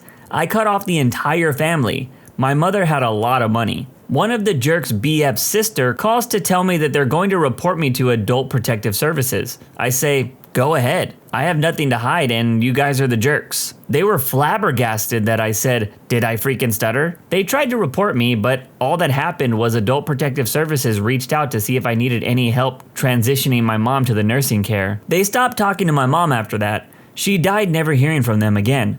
I was the one holding her hand during the last few days of her life. They didn't come to her funeral or to the memorial her students held for her after that. If I'm being honest, I think this OP was pretty soft on these people. Maybe this was their first time having to talk to horrible people, because I would have tombstoned these people to hell. When I quit my last job due to a promotion, I let my current boss know that I accepted the promotion and gave him 3 weeks notice, and that my last job was going to be March 31st. He proceeded to tell me that he would discuss a time when he would allow me to leave, and I wasn't allowed to leave until he said so. I very firmly repeated myself that March 31st would be my last day, and that was non-negotiable. He was the worst person I had ever worked with in my entire career. Slavery is illegal, yes? I called HR and they confirmed that he had no control to make me stay longer, and that I was free to move to my new position. On top of that, they said I was generous for giving 3 weeks notice instead of 2. They coached me on what I should do if the situation continued to persist, and offered backup to talk to him if it kept happening. He was talked to by HR. I was terrorized for the last 3 weeks I was there, as he tried to get me to quit so I couldn't move to that promotion. I contacted HR again, and chose not to hand over the 6+ months of records I wrote down of his inappropriate behavior at the time, because I was leaving that position and it could affect my new promotion. I chose to only submit my documentation to support the person after me if they also had trouble, to support firing him. I also had to go to the doctor due to the stress and anxiety levels. I was given prescription medication for migraines so I could make it through the last 3 weeks. I didn't have a single migraine after I left that job. No promotion would have kept me from burning down a terrible boss. Sometimes people just need to be knocked down a peg. Had a door-to-door salesman ring the doorbell. I was nice, opened the door, and stepped outside onto the step. Dogs were going bananas. I let him tell me everything he was selling and then politely told him that I wasn't interested. Went to open the screen door to go back in and he puts his arm out to stop it from opening. I have a resting jerk face normally, so I guess the look on my face was enough, but I was instantly livid with him. Had a dude try this while selling bullcrap books and reached out towards my kid, pointing, not grabbing, and says that I should be concerned for his education. This was after my 3rd refusal. It then turned into me saying, "Get off my freaking porch," and picking up a stick. I was enraged. Dude was trying to convince me that I really needed this overly expensive dictionary CD-ROM thingy. I told him, after much talk, that I literally don't, because I have a few paper dictionaries and internet access. He then screamed, "Well, it's not like you know what's best for you anyways." And he started trying to convince my mom. I took my mom's hand and left. I was 17 at the time. I worked in a gas station and 2 guys walked in and kept looking where all the workers were. I kept an eye on them because they looked shady. Then I see one of the guys put a pack of sausages in his pocket and then come over to the till to buy a Red Bull. I made my coworker, who was my sister, move so I could serve them. And then I scanned the Red Bull and said in the most casual way I could, with my heart nearly ripping out of my chest, I'm not a confrontational person, "Do you want to pay for the sausages you put in your pocket too?" And the look on this guy's face was priceless.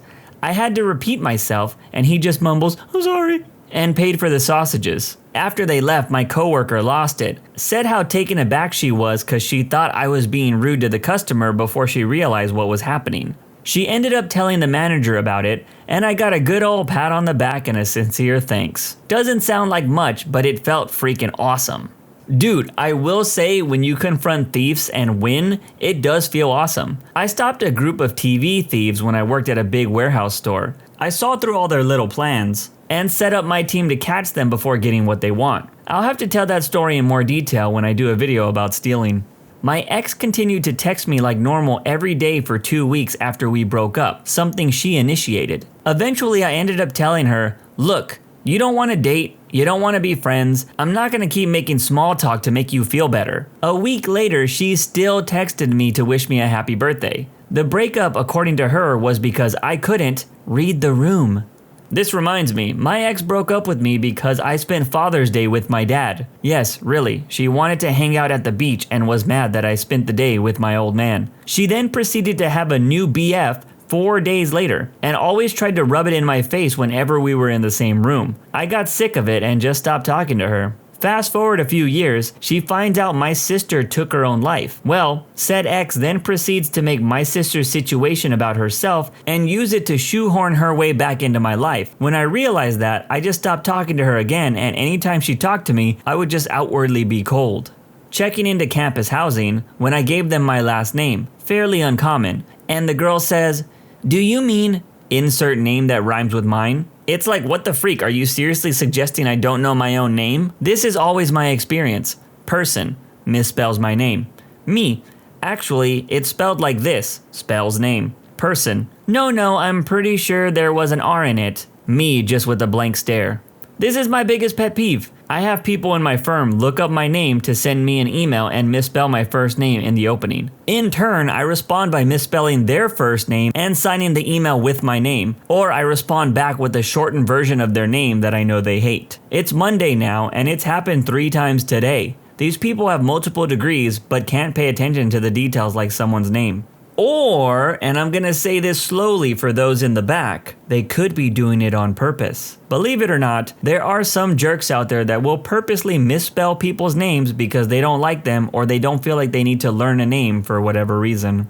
No thank you, I don't want to work Saturday. Are you doing anything Saturday? No, I just don't want to work Saturday. You contracted me to work weekdays. Anyways, that got me a complaint filed against me for not being a team player. It was my first job after leaving school, so I never really knew how to defend myself from and stand up to office malarkey. At the time, I did do a few Saturdays to appease them, but joined a sports team to give them a reason not to. I have since left for a better job. I worked at a college bookstore while in school and kept working after I graduated. Since I had no more classes, the manager gave me a ton of hours during rush week, which was fine by me, except for the fact that he scheduled me for 11 days in a row, including a Saturday that I told him that I couldn't work ahead of time because I had a prior engagement. When I told him that I wasn't working for 11 days straight with no days off and that I had plans on that Saturday, he asked me, "Do you really have plans, or are you just saying that so you don't have to work all those days straight?" Yes, I do have plans, and even if I didn't, I need some time off.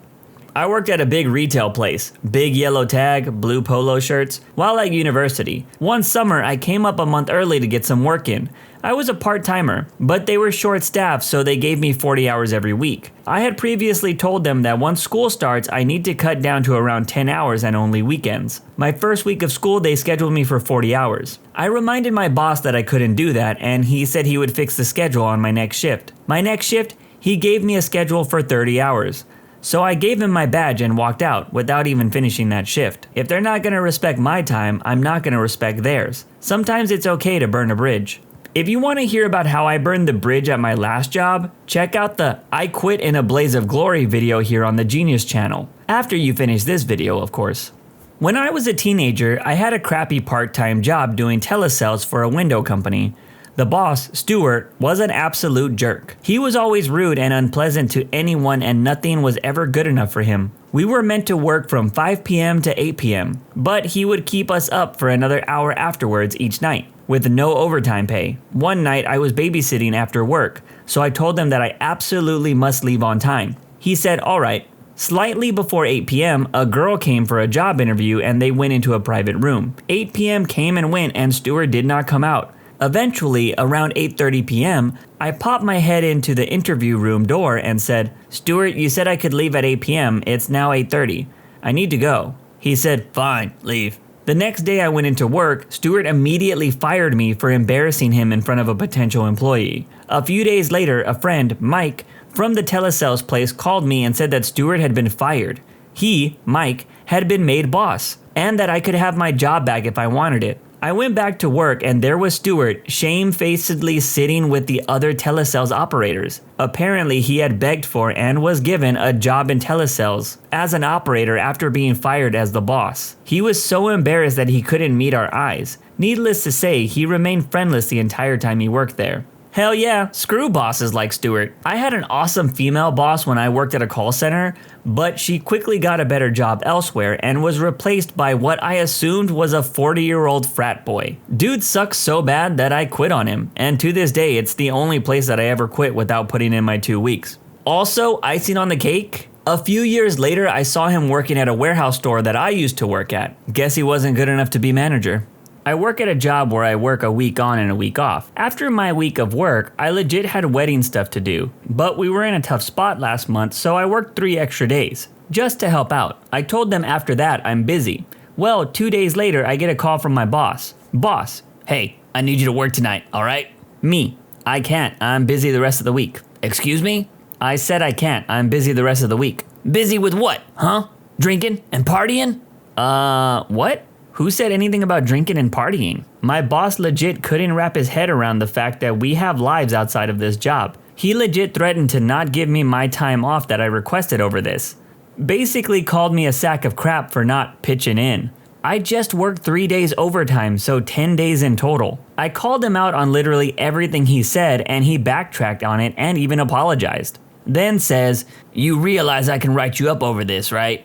I said, "Write me up for what? Being busy on my week off? Yeah, that would be dumb." My boss, "Yeah, it would." Get out of here with that crap. What's funny is since that conversation, the word has gotten around about our conversation and apparently he told everyone that he caught me in a big lie about being busy when I wasn't. And that he put me in my place and gave me a stern talking to because I disrespected him. He never caught me in any lie because there was no lie to tell. I also never disrespected him. I made it a point to stay calm as freak during that whole conversation, and to talk to him with respect. I feel like he just wanted to look like a macho boss, but he's going around making it look like he caught me in some big lie that isn't true. I mean, he even apologized. What's sad though is I told him that it sucks to put 5 years here and he basically told me I'm worthless just because I couldn't work one night. That's not what I'm saying. Yeah, that's what you're saying. Otherwise, you wouldn't be saying, "I'm sorry and how can I make it right?" By treating me with some decency? How about that? It's crazy to me that it's hard for my boss to believe that after a week of work straight, we might have some crap going on in our own life. It's like in his head, everything is about this job. Sorry, man, but some people have lives outside of work too. We dropped our dog off at the groomer for her usual trim. When I returned 3 hours later, the receptionist returned with a dog that, while adorable, was definitely not our dog. Not the same breed or even the same size. I chuckled and said, "That's definitely not my dog." To which the receptionist thought the appropriate reply was, "Yes, that's Miley. That was her name, but not the same dog. I think I know what my own dog looks like, miss." Well, that's her. If you don't like the cut, you can discuss it with the groomer. That dismissive comment immediately made me lose my patience. Hey, get out from behind that desk and take this dog. We will go back there together and I will show you which dog is mine. I am not going to waste another breath arguing with you. Let's go. I found our Miley. It was the dog that was excited instead of confused when they saw me. I ended up getting that grooming for free.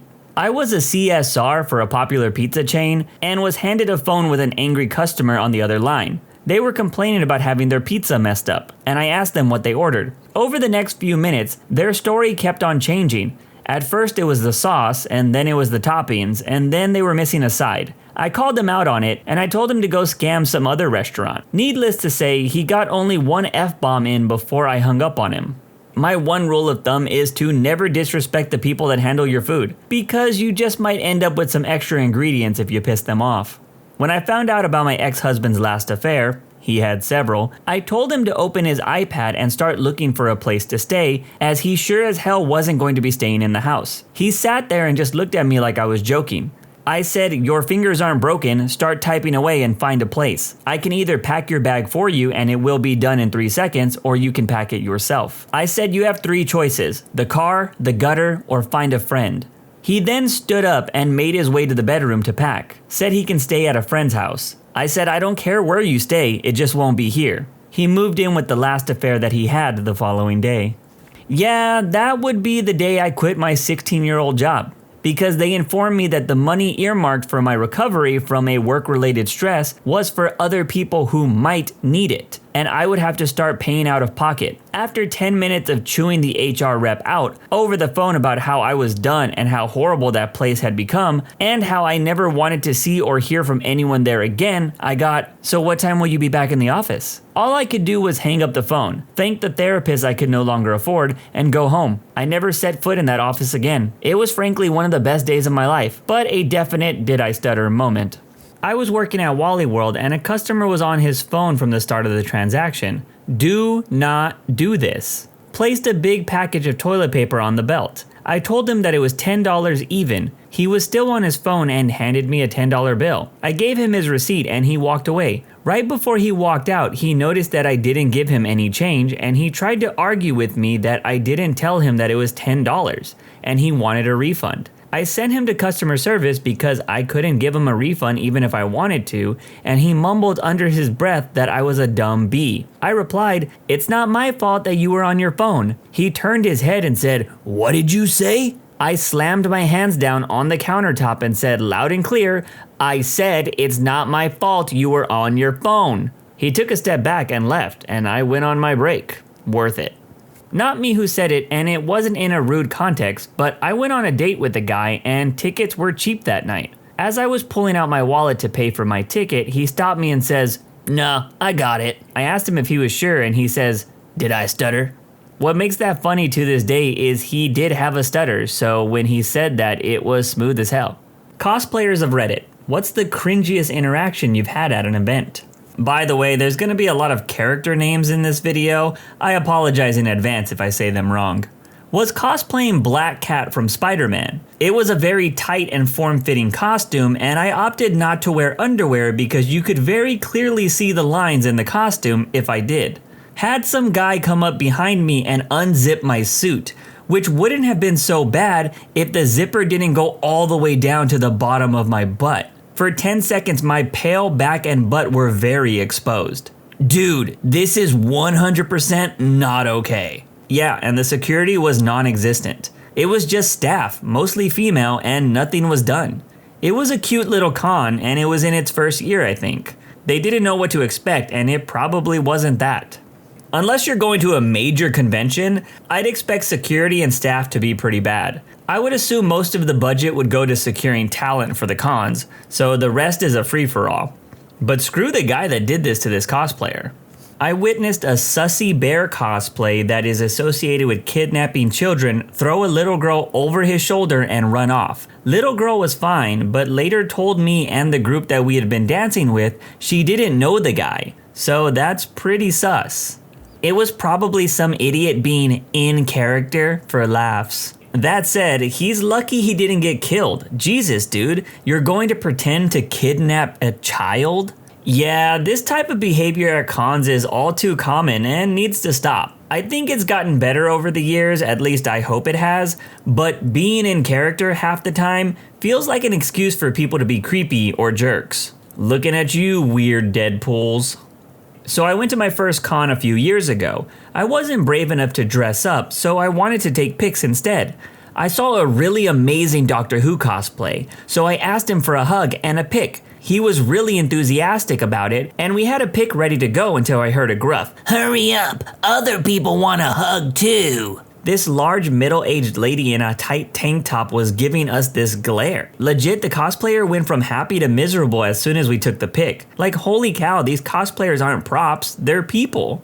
Don't demand physical contact, you have to ask. He definitely didn't give up a hug for her. On the bright side, this year I will be doing a dress-up cosplay, and I hope that it'll be fine.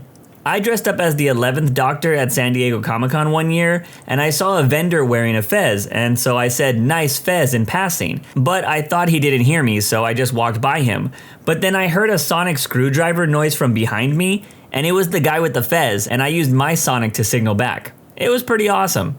This was kinda cringy and hilarious. So at my first con, I was dressed as Silk Spectre 2, comic book version. I was still using my cane because I was only a year out from my accident. This guy decides that obviously I'm his one true love or something, and I'm not able to hustle away fast enough to escape easily. I lose him a few times, but he keeps popping up and hitting on me, and making comments about how I should have been Silk Spectre 1. This is at least 2 or 3 hours of this Romeo following me around. Well, somehow I managed to lose him, and I end up asking this beefy old dude if he minds that I take the preoccupied chair at his table, since my hips and legs are acting up. Half an hour later, we are chatting and having a good old time when my Romeo shows up. Romeo looks at me, Romeo looks at beefy old guy looks at me, and I guess I must have looked scared or creeped out or something, because the beefy old guy stands up and leans real close to Romeo's face and says, "Can I help you with something?" Romeo screws off. I eventually get up and walk away when the table gets busy. Then I glance at the banner above the table as I walk away. Beefy old guy was Lou Ferrigno. Dude, I absolutely love con stories like this. I remember another time when I was at San Diego Comic-Con, I was just looking at some random DC figures that were supposed to come out later that year. To my surprise, some dude stands right next to me looking at the same figures. So I kinda catch him out of the corner of my eye, and when I turn to look at him, it's one of the goats of comic book writing, Jeff Johns. My stupid face asks, "Are you Jeff Johns?" And with a smile, he responds, "Yup." I told him that he was a huge inspiration to my writing, and I got a pic. Dude was super cool, even if Snyder Bros would tell you otherwise. I was cosplaying a popular children's show character, Buster from Arthur. A mom tried flirting with me in front of her child after taking the photo. "What you doing later? Wanna grab a coffee?" But the worst thing I've seen? This guy fully walks up to this girl and cups her booba. He wanted to see if they were real. I don't get why there aren't more people getting punched in the face at these cons, because that's exactly what I would do if some random person came up and groped me. I've never been to a con, I'd love to go and cosplay, but I'm afraid of people doing stuff like that, especially after reading this thread of some of the stories. Those kind of things are rare. If you're curious about it, find a friend to go with you. Also, most cons have security and are very clear about harassment policies. They can and will kick out creeps if you report them. Went to a con as Zuko from Avatar. An Aang cosplayer approached me excitedly to talk about the show, but after 10 minutes, pulled out his phone and wanted me to read his X-rated Avatar fanfic. Proceeded to tell me how long he had been working on the fanfic and how he was planning out the rest of the story to have books like the show itself. This thing looked to be novel length by this point. I politely excused myself and left. But this guy later found me on Facebook and sends me NSFW Avatar fan art every now and then. Okay, this is a PSA for all spicy content enjoyers. Some of y'all really need to learn when and when not to talk about spicy content. Learn to read the room, as some would say. I love me some spicy content, but I'm definitely not talking to a person I just met about those interests. Come on, y'all. I had some small cake pieces with me for friends, carried it in an open plastic box in my hands. In the tram to the convention, I met an older lady. We started talking about my costume and what all these funny looking people were here for and so on. While I explained it to her, she was suddenly looking for something in her handbag, pulled out a small plastic spoon and helped herself to my cake while listening to me. I was too confused to say anything and let her finish. I even jumped out of the tram a station earlier because I was worried about more of the cake being eaten. It's a weird story, but looking back now, I should have offered her more. I don't know what it takes for you to eat a stranger's cake in a tram without asking first if you can have some. This is just bizarre. Makes me wonder what her life looks like. Maybe she eats from other plates and tables at restaurants too. Joey doesn't share food! Can I be the cringe? I cosplayed as Naruto when I was 13, and a Sasuke cosplayer who was 14 quote-unquote made out with me, which was basically biting my mouth. It went semi-viral on YouTube to the point where I was offered money. I had forgotten about that video until that email, and then decimated my whole YouTube account when I was 15 or 16. Good lord, I was a horrible weeb, and I have so many stories. A few years back, my then girlfriend was cosplaying Cell from Portal at a con. It was mostly great. Everyone and their mom wanted a photo with her. Except this one guy who decided to grill her on how much she really knew about Portal. He was looking at her like he had just found a unicorn. But she was pissed as hell that some stranger thought she needed to prove herself to him. I think he thought it was flirting. Guys, you really need to stop doing this to women. Actually, you just need to stop doing this to anyone. No one should have to prove their fandom to you. And if you are just trying to ask a question, keep it to 1, maybe 2 questions max. If they aren't asking you questions as well, they probably don't want to talk that much. I was cosplaying as Red X from Teen Titans, and I had this 16-year-old girl dressed up as Raven follow me around trying to give me a kiss all day. I was 20 at the time. And no, I didn't kiss her, by the way. I dressed up as Edward Elric. My friend was dressed as Envy from FMA. The show was still super popular back then, and glomping was a thing. Some girl ran up behind me at top speed and jumped on my back. And I'm tall, not short like Ed, and bashed me into a table and brought me to my knees. It was horribly embarrassing and painful. What's glomping? Sounds spicy. Glomping is essentially when someone runs at you full speed and jumps into your arms, or jumps on your back and clings on. Some people even do it without their target knowing it's going to happen, and you get the result of the OP here. It's usually posted around in generic rules listing at big conventions. No glomping, along with cosplay is not consent. There's this YouTuber with millions of followers that got famous for this said glomping. Or at least that's what it seems like. I personally can't stand this creator because I feel like this type of content enables other people to do it at cons. For all I know, they could be a cool person, but they do come off as extremely annoying in those videos. Also, if someone dove at me at full speed, you're getting a Kenny Omega knee to the face. More funny than cringy, but my husband doesn't really attend cons anymore because he feels he's too old for them. Before he stopped going, we attended Anime Central in 2002 in Chicago. We passed by a group of Harry Potter cosplayers wearing striped scarves, and my husband turned to me and said, "It's good to know the kids still like Doctor Who." Some girl asked me to sing a duet in the karaoke room, which I agreed to. 30 seconds in, and I realized that it's some anime song that is sung in Japanese, and it's 8 minutes long. It was the longest and most cringiest 8 minutes of my life while butchering the Japanese language in front of an audience. Not really cosplay, but at the midnight showing of the last Harry Potter movie, I was dressed in a Slytherin t-shirt with my house scarf. I was standing with some friends and some girl came up to me and said that I was everything that was wrong with this world. I asked what she was talking about and she yelled, "Anyone who truly likes Slytherin is a bane on humanity!" I just stared as her friends took her away.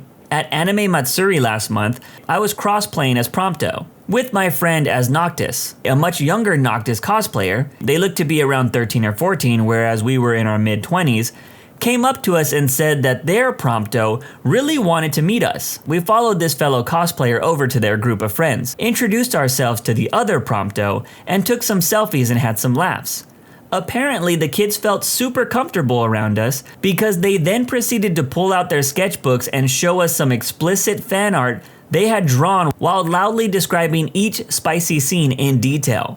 Needless to say, my friend and I exchanged a look of abject horror and hightailed it out of there, torn between feeling utterly skeevy and biting down the urge to call their mothers. Obviously, there are kids who wander into the not safe for work side of a fandom, but to have literal children showing me the stuff that they drew in real life was positively jarring.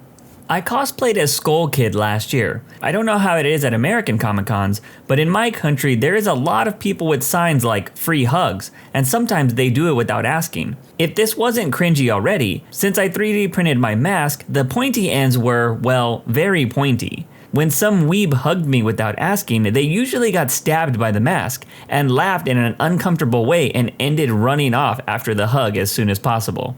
I was dressed as Mermaid Man from SpongeBob, and I went up to a table to buy a poster, and this guy was like, "Hey, there's Barnacle Boy here." I said, "Where?" Because I saw no Barnacle Boy at the con yet. He said, "You." And everyone laughed because they didn't realize I wasn't Barnacle Boy and they thought I forgot what my costume was. Screw that guy, I was Mermaid Man. Went to a con with my girlfriend, who was dressed as Black Canary. I was Green Arrow. Naturally, some people asked of pictures of us or with us. Alright, cool, no big deal. What was weird was the number of guys that wanted a picture with just her. One guy even came up, asked if he could take a picture with us, and after we agreed, he handed me the camera. Oh, okay, I see what's happening here. But the cringiest moment was this one guy, maybe 20 years older than us. He asked for a picture of her. We were used to it at this point, so it's whatever. Then proceeds to spend about a good 60 seconds taking the photo. I don't know if he was taking multiple photos or if he was trying to get the perfect booba picture or what. But ain't no way it takes a full minute to take a single photo on a cell phone. Still, the day was super fun and hopefully we get the chance to go back in the future. Man, I wish I could say that cons don't have the creepy guys that take photos, but they are out there and they usually look like the mental picture of the creepy guy that you have in your head. I go to Dragon Con with my wife and like to take photos. Sometimes when I ask cosplay couples for a picture, the guy will usually say, "Did you want me or just her?" And I'm like, of course I want you, come on. I always feel bad for those dudes. Like, how many skeezy guys must be coming up and asking for pictures of just the girl? What a weird thing to do. See, I told you, some weird dudes with cameras at every con. I dressed up as Rose Quartz from Steven's Universe, and a neckbeard type guy sort of dressed as a character from the same show approached me by coming up right behind me and said, "Rose, you're my waifu," while I was talking to a vendor. He had the greasiest hair I've ever seen and really bad BO. He asked for a picture and I said okay, and then he asked me to pose like I was kissing his cheek, and I said no.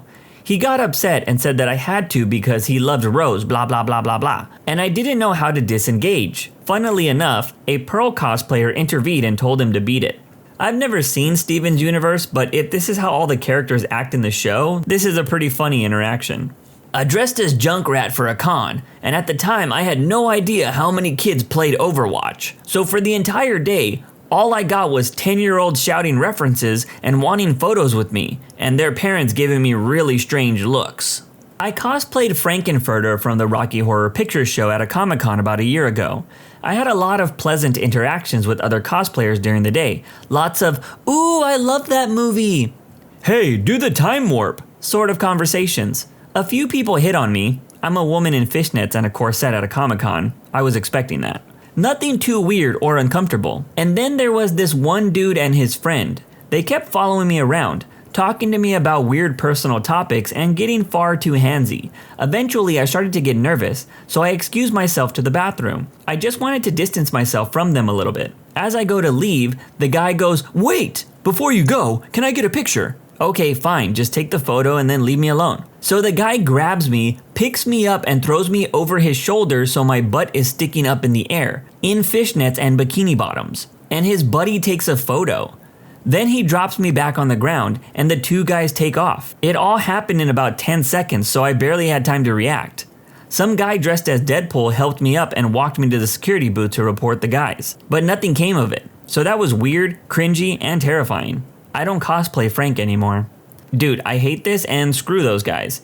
I hate how people have the ability to just ruin something for people by their actions that they make. Shout out to Deadpool for helping out the OP.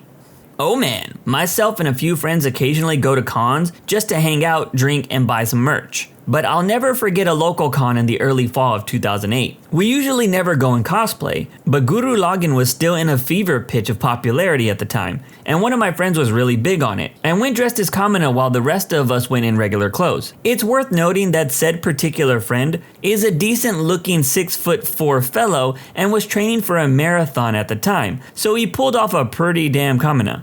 This turned into a day from nerd hell. From the moment we walked into the main hall, he was assaulted in nearly every manner by girl and guy alike. Tons of people wanted pictures with him or of him posing. Endless pictures, and countless times random girls, and a couple of guys, would run out of nowhere and jump onto him, which resulted more often than not, him nearly dragged to the ground by those random attackers. I can actually still remember to this day, one girl screaming, "Coming Hana-san, I love you! As she flung herself at my friend. He did his damnedest to be nice and friendly for the pictures, while the rest of us spent more time acting as impromptu bodyguards for him than enjoying the convention. Needless to say, he doesn't care much to cosplay these days. I will say cosplay is fun, but you have to mentally prepare for it. I did a group X-Men cosplay one year, classic cartoon X-Men, and people loved it. We took a bunch of photos, but one thing that I wasn't prepared for was the people in my group wanting to shop and get free stuff. I was in cosplay, I wasn't at the con trying to hold anything other than my cosplay props. Needless to say, there was a little bit of tension in the group after group cosplay day. The only time I ever cosplayed, I cosplayed as one of the Love Live character school uniforms. Blazer, white dress shirt, really short skirt. Literally 5 minutes after showing up to the convention, I turned around on the escalator and caught the dude behind me trying to look up my skirt. Let me go ahead and share my own personal cringe story that actually involves me. Now, I often consider myself someone who can talk or have a conversation with anybody, but it's usually in a chill and comfortable setting. San Diego Comic-Con is neither of those things. It's hectic and crowded. This cringe interaction happened a few years ago. I was randomly walking by a booth and I saw this cosplayer that I follow on social media. She wasn't currently talking to anyone, so I figured why not try and start up a conversation. So I decided to ask her about cosplay, and at this moment she was wearing a green version of a Playboy bunny outfit, which is a pretty common thing at cons, but they're usually combined with a character. I tell her that I enjoyed her work and I was curious if she planned on doing any DC comic characters in the future because I haven't seen her do many. It's at this moment that I want to say she responded with a kind of sarcastic maybe, but that's when some dude wanted a picture with her, so I just said bye and left. I personally felt like the convo was a bit awkward, probably because during the whole conversation I was telling myself not to be the guy that overstays their welcome, which you see a lot at cons. So I just tried to make a quick conversation, which was bad. Anyways, I end up getting on social media later in the day and I see that she posted a photo of herself at the con. Turns out the Playboy bunny outfit that she was wearing was a version of Poison Ivy, a DC character. She even had a small little plant-like prop with her to show that she was Poison Ivy. I just completely face-palmed when I realized what I had asked her earlier in the day, and it made sense why her response felt kind of sarcastic. Definitely not my brightest moment. Parents of Reddit, what is your kid doing or wearing that you hope is just a phase? My 7-year-old saw a ceiling fan installation video on YouTube, and he's now obsessed with ceiling fans. He's gonna ask Santa Claus for 4 new ceiling fans for Christmas. My teenage son is going through the I don't have to shower every day even after rugby practice phase. I've tried to tell him he stinks, but for some reason he thinks I'm crazy. I hope this ends soon. My teenage daughter claims that our family is a communist dictatorship and she has no rights. I sighed and told her it's more like a fascist dictatorship or maybe even a monarchy. He won't shave his beard. He's 17 and it's very thin and long. Reminds me of the first time I saw my own armpit hair when I was in middle school. I'm getting married next week, and I asked him to shave. And he said, "But Mom, it'll take me like 2 years to grow it back." So we compromised that he would at least trim it shorter. Lying, but in a really incompetent way. She's nearly 3 and has started trying to get out of doing stuff by making the most outrageous and clearly untrue statements. Like, "You can't brush my hair, I haven't got a head." And "I can't put my shoes on, I'm a box and boxes don't have feet." And things like that. I try not to just laugh in her face, but it's difficult. My 12-year-old is obsessed with Five Nights at Freddy's. It wouldn't be so bad if every electronic device he got his hands on didn't get a profile or something named after some weird animatronic character. He made 4 new separate user accounts on the netbook that we let him use to play Minecraft. Named them all after FNAF characters. My son is 13. He recently started insisting on tucking his pants, usually sweatpants, into his socks, and pulling his socks up and then wearing sandals. I told him he looks like a pirate with 2 wooden legs. He's a tall, thin stick of a boy. So far, no one else has mentioned it to him, so he thinks I'm just being silly. So my 4-year-old is obsessed with Minecraft. I enjoy it quite a lot also, but I'm really only playing it because he wants to watch. But he keeps wanting me to do creepy things. Like, the latest thing he wants me to do is to build tracks and collect all of the villagers into a place and build a machine to kill them. I know they aren't real people or anything, but no, I'm not going to build concentration camps. My son is wearing pull-ups, and if the smell is any indication, he's currently crapping his pants while grunting and telling me right to my face that he doesn't have to go poop. This is getting really old. I have a 14-year-old who is obsessed with socks. He spent like $19 on a single pair of socks. They have to be these Nike Elite gold-plated something. I hope he grows out of this fast. Crying. Just crying and screaming for hours and hours and hours to the point where I consider taking him to be seen by a doctor. Then, just as I'm about to arrange it, he stops. Then does it again. He's only 5 days old, but I'm already feeling the pressure and stress. So my 12-year-old son keeps saying that he's a bean boy. At first, I thought it was just a stupid game, but I checked his internet history and it is 85% bean related. I really hope it's just a phase. My 10 and 13-year-old are all hot topic, all the time. As a legit punk kid back in the 80s, this seems wrong to me. My tights were shredded because I was too poor to get new ones. It was just a bonus that they look cool. Hot Topic has some cool things, but I feel like it should be utilized to enhance a look, not to just be a head-to-toe walking marketing ad for their stuff. My 5-year-old is hitting that kindergarten phase where he's stretching his wings, experimenting with independence, and seeing exactly how far he can push his parents before something really bad happens. He'll sneer or glare at you when you tell him not to do something bad. But once you get in his face and tell him in no uncertain terms exactly what'll happen to him if he keeps it up, he starts crying. Can't have it both ways, bud. If you're old enough to run out into the street by yourself and laugh the first time I yell at you about it, you're too old to get out of a punishment by crying like a baby. His sister went through this phase too, and she got over it. Now she's the sweetest, most empathetic, most respectful little thing you could ever dream of raising. I'm sure he'll get there too.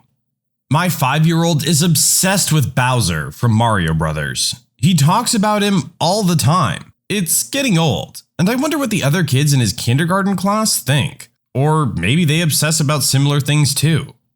My 3-year-old has just discovered his personal bits and can not only pee in the potty, but if properly angled, can form a fine arc of urine that will land on anything he aims it at, which at the moment tends to be the cat. Yes, my toddler is peeing on the cat, which then runs all over the place, getting it everywhere. Thank you, toddler. Your girlfriends of the future will be hearing all about this.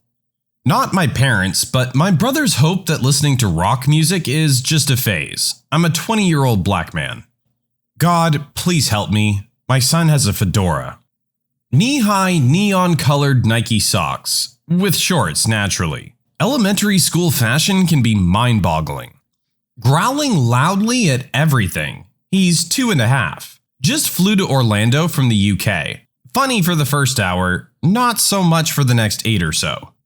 Minecraft and KSP. Granted, I play a lot of KSP, but I had to buy his own laptop and get it for him because he was messing up daddy's missions. My son has lately become obsessed with designer clothes that I can't afford at all. He's been pestering for a hoodie from some Born by Wolves or something like that, and I can't fathom how any sane person would pay $175 for a hoodie. I hope he grows out of it and starts saving the money I give him instead of spending it irresponsibly like he's doing now. Pull-ups at night. He's gonna be 7, and although most mornings that pull-up is relatively dry, I'm looking forward to never buying another diaper or pull-up again. My 5-year-old is 100% bathroom independent. He just forgets to wipe half the time. He also has a bad habit of waiting until the last possible minute he can hold his pee. This means he either A, unleashes the beast and lets fly, or B, has trouble with his belt and wets himself. Sure, it's sort of fun predicting when the cross-house potty sprint is going to occur, but it cannot be healthy. Pooping in the shower and towing it down the drain. He gets it on the curtains and everything. No idea how he does it. My 12-year-old has been obsessed with yo-yos for a while now. I was afraid he was going to get picked on at school because of it. Turns out he's gotten a bunch of other kids interested in them, enough that they're starting a yo-yo club to teach each other yo-yo tricks. One of their APs is going to help with that part, and the engineering teacher is going to help them design and make yo-yos on the new 3D printers. My son is almost 2 and he loves Dark Souls, everything about it. He watches speedruns, walkthroughs all day. I've tried to get him to watch little kid programming and he won't. He watches for a whole 2 minutes and then brings me the Xbox controller and says, "Ma, Darsho!" He has swords and shields and he enjoys sword fighting now. If you pretend to stab him with a sword, he'll fall down, then get up and pretend to crush a life gem. The sound effect included. Praise the sun, I guess. I got the perfect one, but it was me. It was a blue blazer that I had painted with flames on the lapel and a skull on the back. Cool idea, a horrible execution. And the jacket was so ratty. Frozen. She has this one dress that she wears, it gets washed, she wears it again, lather, rinse, repeat. We watch that stupid movie almost every day. She's onto her second copy. She has a cape that goes over her regular clothes on the day her dress is being washed. I can repeat the entire script. I'm over Frozen. Not a parent, but my nephew pretty much lives with us, so close enough. He's 5 and is right in the midst of his picky eating stage. It's so annoying because we'll be eating one thing and he'll insist on eating something else. And he's hardcore, so he'll literally starve himself rather than eat what we're eating. So we usually have to give in. But sometimes we're eating a food he likes, but because he doesn't want that food that day, he'll try to claim he doesn't like it. I don't like pizza though. We ate pizza yesterday. Yeah, but I was just pretending because I don't like pizza. I like pasta. He's a great kid, polite and kind. But sometimes I want to drop kick him a few miles because he's getting on my nerves. Not a parent, but my 14-year-old brother wore shorts to school the last 2 days with temperatures between 0 to -10 degrees Celsius.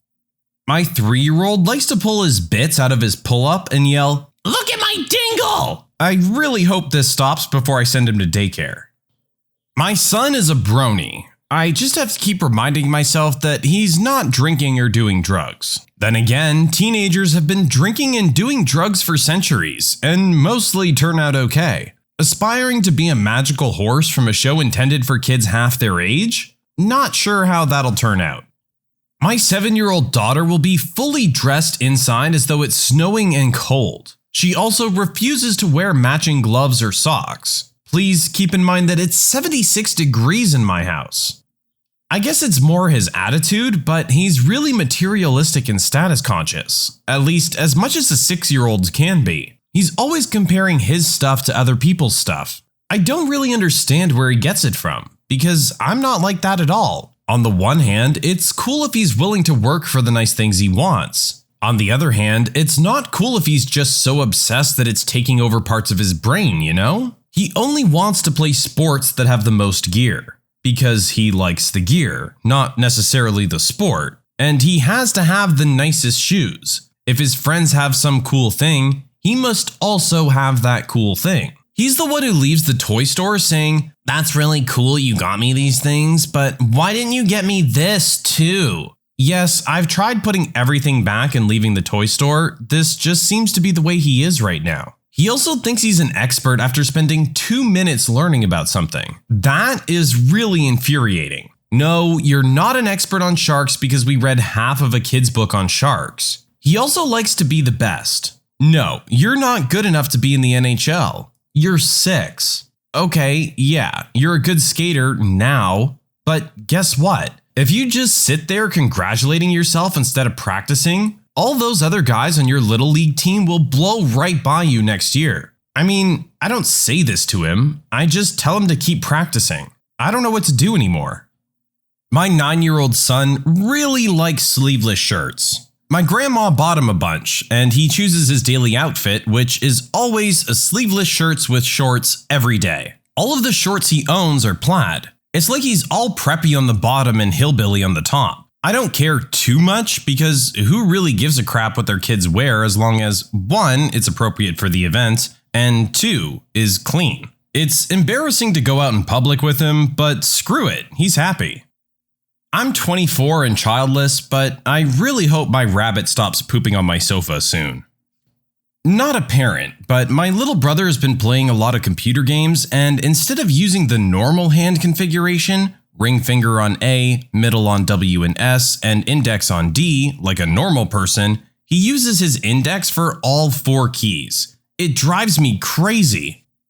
My 9-year-old daughter dresses in as much black as she can get her hands on, and is flattered when people compare her to Wednesday Addams. She's also very into some YouTube channels that I really don't get, like Miranda Sings, and endless videos of people putting together outfits for different occasions. Which wouldn't be that weird if she didn't try to insist on spending 80% of her life in the same shapeless black schmat.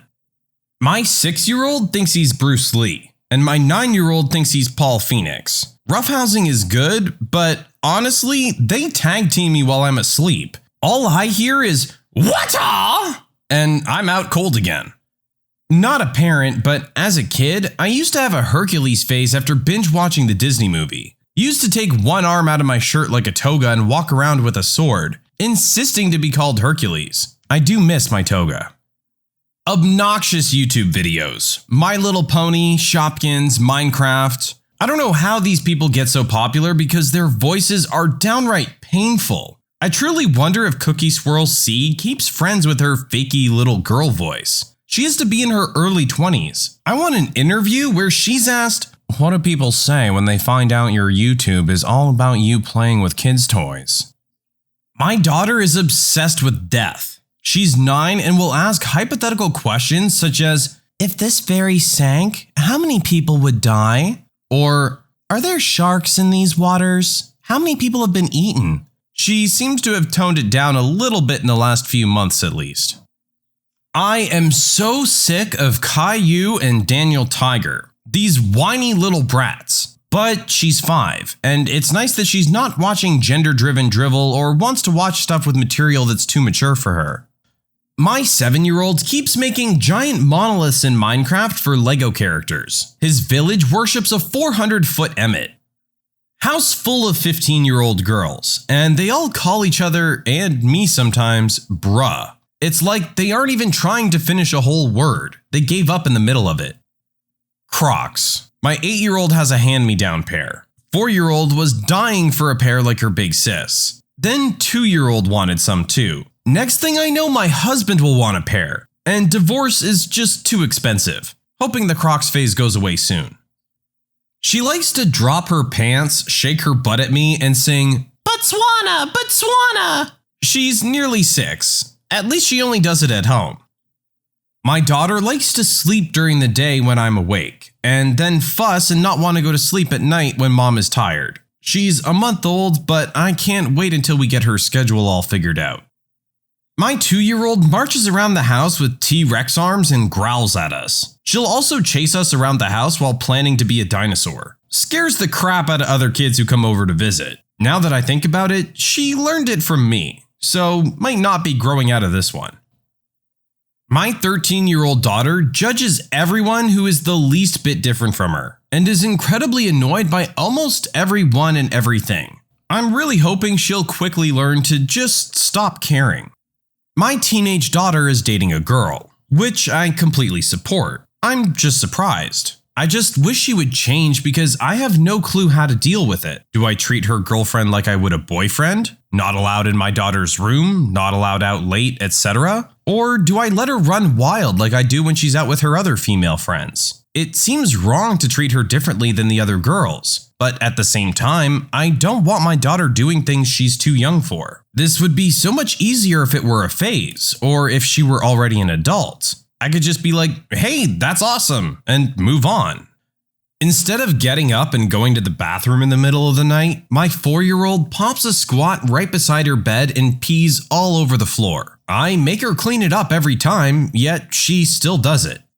Roblox on my gaming PC. He's 11 and always goes back to Roblox. I don't get it. I have a huge Steam library, but I can't get him to play anything else. When my daughter gets upset, annoyed, overwhelmed, or overtired, she turns her head to the right and spits on the floor, like a continuous 6-inch long saliva snail. My kid is about to be 3, and for the last 4 months or more, he's been using the toilet absolutely fine. Now, all of a sudden, he poops in the garden. He likes the moon to see his bum plums. His words, not mine. I have a 22-month-old boy, and he's obsessed with plucking the hair out of all of his teddies and any toys that have hair, to the point that the seams tear open. He'll then cram as much of it as humanly possible up his nose. I have no idea where he got this from, and it's worrying that it'll get stuck one time. We've binned all furry teddies since, but any chance he gets, he'll try to pluck carpets, rugs, and even blankets. The boy is a nutcase.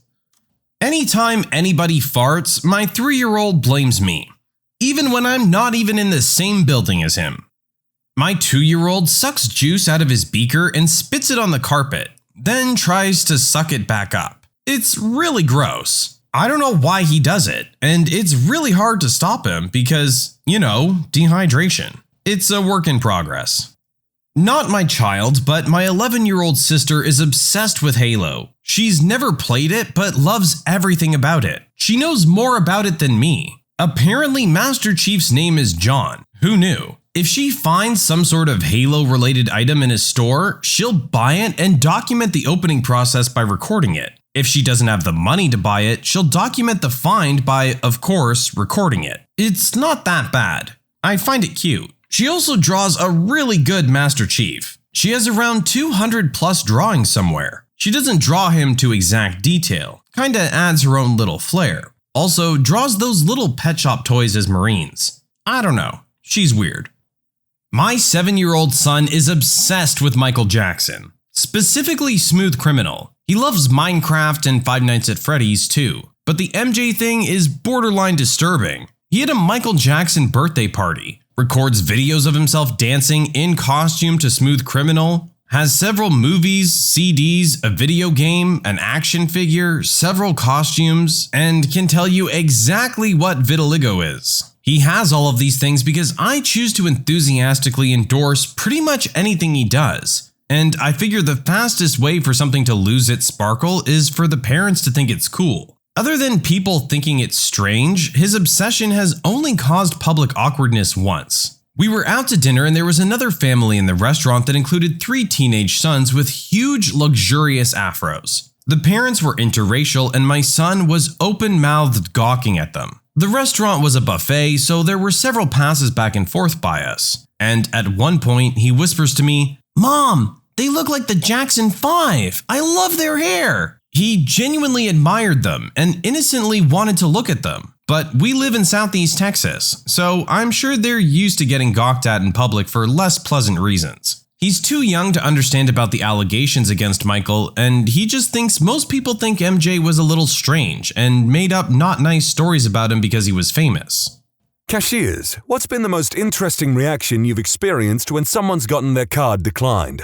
Not necessarily a bad customer behavior story, but one that I'll share anyway. I was a cashier at a chain hardware store, the big orange one. A mom, dad, and a few kids, all in ill-fitting clothes, but pleasant as all get out, come up to the register and look like they're having a rough day. They have 3 carts full of merchandise, all basic stuff. One of everything you would need if you were moving out or starting from scratch. Toilet paper, cleaning supplies, mop, broom, light bulbs, carts full of just everything you can imagine. I ask, "You guys moving to a new place?" The mother says, "Actually, our house burned down." I apologize for their circumstances and continue to ring up their items. The total ends up over $1,000. I run their card and it's declined. At this particular department store, you're allowed to discount a total up to $50 without manager approval. So I do that and it's still declined. The parents look like they're at their complete breaking point but are taking it so gracefully for a family with 3 kids who just lost everything. The mom tears up and starts calmly making decisions about what to put back. I asked them to hang tight, pulled the manager aside and explained the situation. The manager and I walked back to the family and they are still eliminating things. And my manager took 50% of the entire transaction, then added a 10%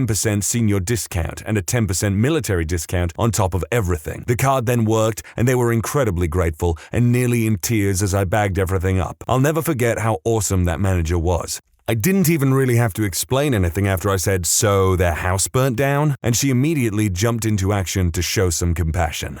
A good old story about human kindness and compassion. Well, ain't that just peachy now? I was working at a mega bookstore. A man came up with 2 or 3 serious philosophy books. Then he flicked his credit card at me. Don't do that to a cashier, just don't. I said nothing and swiped his card. It declined. The screen asked me to call Amex. I tell the customer I have to call. He hisses at me not to say it so loud. I had a phone with me, so I made the call right there standing at the register. Amex tells me to confiscate the card, if you believe you can do that. So I say, sorry, they tell me I have to take your card. He screams, my mother is a crunt minus the R. She cut me off. I cut the card in half. I still feel good about that day. Literally cannot stand that attitude. This person sounded like they were just a little jerk, so I don't blame their mum for cutting them off. The fact of the matter is, people, your parents may have brought you into this world, but that doesn't mean they have to be responsible for you forever. I've talked about it before, but personal responsibility is just something that you have to accept eventually when it comes to living your life and being responsible for yourself and the way that you behave and treat other people. We see a fairly clever smoke and mirrors routine at my liquor store. Customer comes in, walks to the spirits hard liquor section and puts 1 bottle under their shirt while packing up a second and walking back to the register with it. They attempt to buy the second bottle with a card that they know will decline. Then they say they have to call their bank and dial the number as they leave. Misdirection works. These goddamn alcoholic criminals can learn misdirection and deception, but they can't learn the 12 steps. Cashier at a drive-thru. I took his card at the first window, told him it was declined. He says, all right, I'll just go, I guess. He pulls up to the next window, demands his food, then slams on the gas, pulling away, almost crashing into another car. That boy wanted his Wendy's.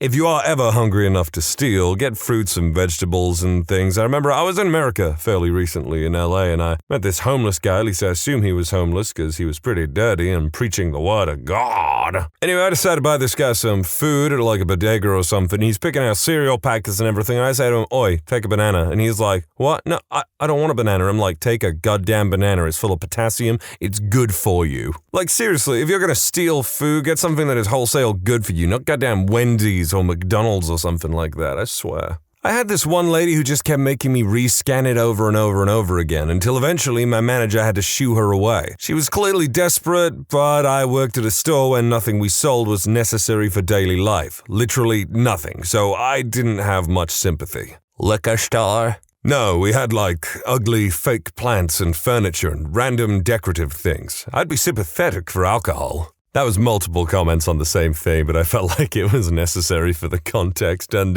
yeah, I wouldn't be that sympathetic about that either. I was at a fairly uncrowded Walmart in a nice neighborhood at about 11 p.m. and my card didn't get declined, but there was something strangely wrong with it. It was the only form of payment I had. The cashier kept trying to punch in numbers and doing all sorts of computer stuff, and he needed to see my driver's license for some reason. It was taking forever, and I became overwhelmed with paranoia that it was a Jason Bourne type situation, that I swiped my card and an alert came up on the screen with a big red X and a code that meant he needed to stall as long as possible until men in suits could surround the building and I could be apprehended. I was sweating bullets and thought about running, but then it finally went through and I could take my milk and Reese's home. My man out here buying some Reese's Pieces and he thinks he's gonna get Jason Bourne. My God, buddy, I need to tell you something. It's okay, but you are not the one. Mostly it's just, oh no, that should definitely go through. Try it again. Fails. Let me check the bank. Calls and moans at the bank for a bit. Now try. Works. Now that I think about it, my card has never been definitively declined. I've had times where the tap doesn't work or it's like, you're suddenly spending a lot of money. Is this actually you doing this? Yes, it is. Okay, and then it works again. I had one lady who screamed and accused me of purposely making her card decline to embarrass her, as if a 16-year-old making minimum wage somehow could manage that or would have any reason to do that to a stranger. I don't doubt that, but teenagers can be excessively cruel. Back in the 90s, I worked for Rumblos. Had a guy pick out a new TV and VCR, wanted warranty. Nice easy sale. Trouble is, I noticed the signatures were a bit different, and in those days, anything over £100 you had to phone through for authorization. So I did, and the card was stolen. Lady at the other end of the phone said I was as much as possible supposed to hold the line and keep the customer in the store as the police had been called. So I say to the guy, sorry, it seems their system is playing up, so it's going to take a while for the authorization to come through. He seems fine with it. Waited and waited what must have been 20 minutes and another customer said, you know what, mate, you're making it look like he's stolen that card. I told him that I was just told to wait for the authorization code and that would take a while. Because their system, yada yada yada. Card bearer pegged it out of the shop. I could now explain to the good Samaritan that the card was stolen and in the nicest way possible that he was a butt and he should keep his thoughts to himself, got paid £50 for the card, handed it to the police who turned up about 5 minutes after he'd bailed, told them what he was wearing, but he was long gone. Wow, both those men were tossers in the end.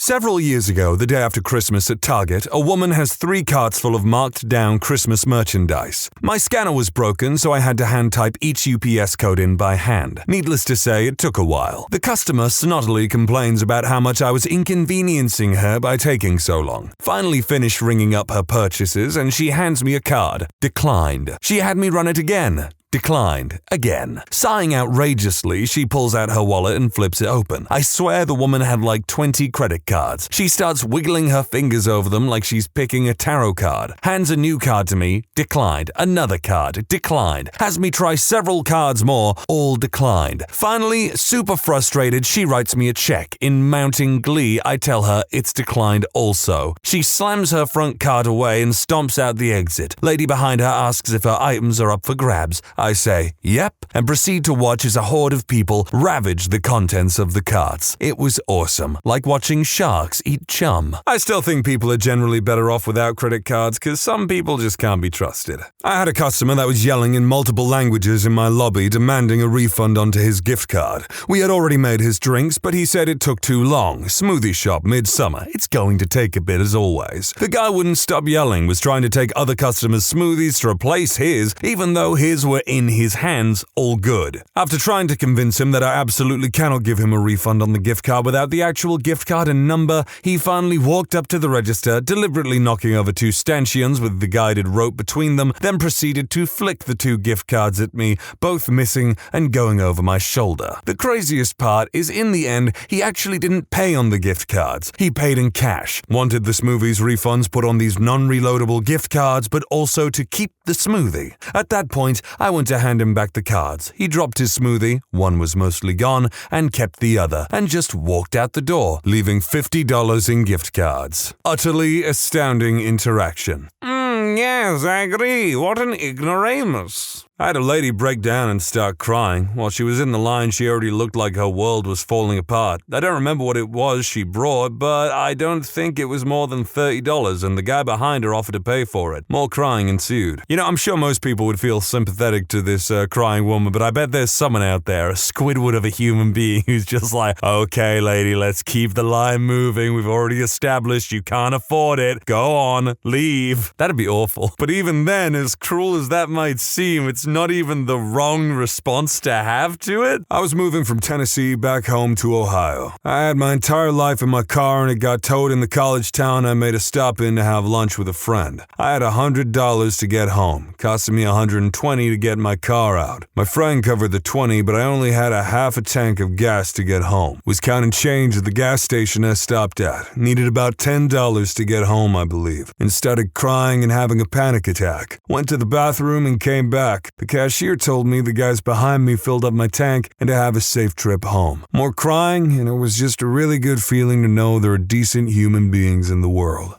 Well, if I had an interaction that sweet on my travels back home, I'd be singing all the goddamn way. Just the other day, I had a lady whose card got declined. Her response was to try it about 6 more times, then it hit her. She forgot to take her card out of her pocket, and long story short, she managed to demagnetize her card. Her solution was to run home and grab cash, which wouldn't have been a big deal, except she ran her food stamp card first, and the register physically will not let me do anything except finish tendering. So I had to cash her out, return the non-food items, hold them until she got back, and re-ring them. And yes, she spent a good 5 minutes ranting about how I was conspiring against her until she figured out what had happened. Because a lot of people are asking, I couldn't key in her card number manually because I have to have the card in my hand to do it, and the customer refused to give it to me. All the while, this woman is accusing this person. She's picturing that if she accuses them enough, he's going to turn around and go, "Kuna dioda!" On the receiving end, I was working in construction pretty far from home, and for lunch I went to get an $8 custom sandwich from a fancy grocery store. At the register, my card got declined, and when it did, I immediately checked my phone and saw I had a zero balance. I told the lady, sorry, I can't pay for this, and she said, wait, hold on, and called a few people over, and she ended up paying it for me.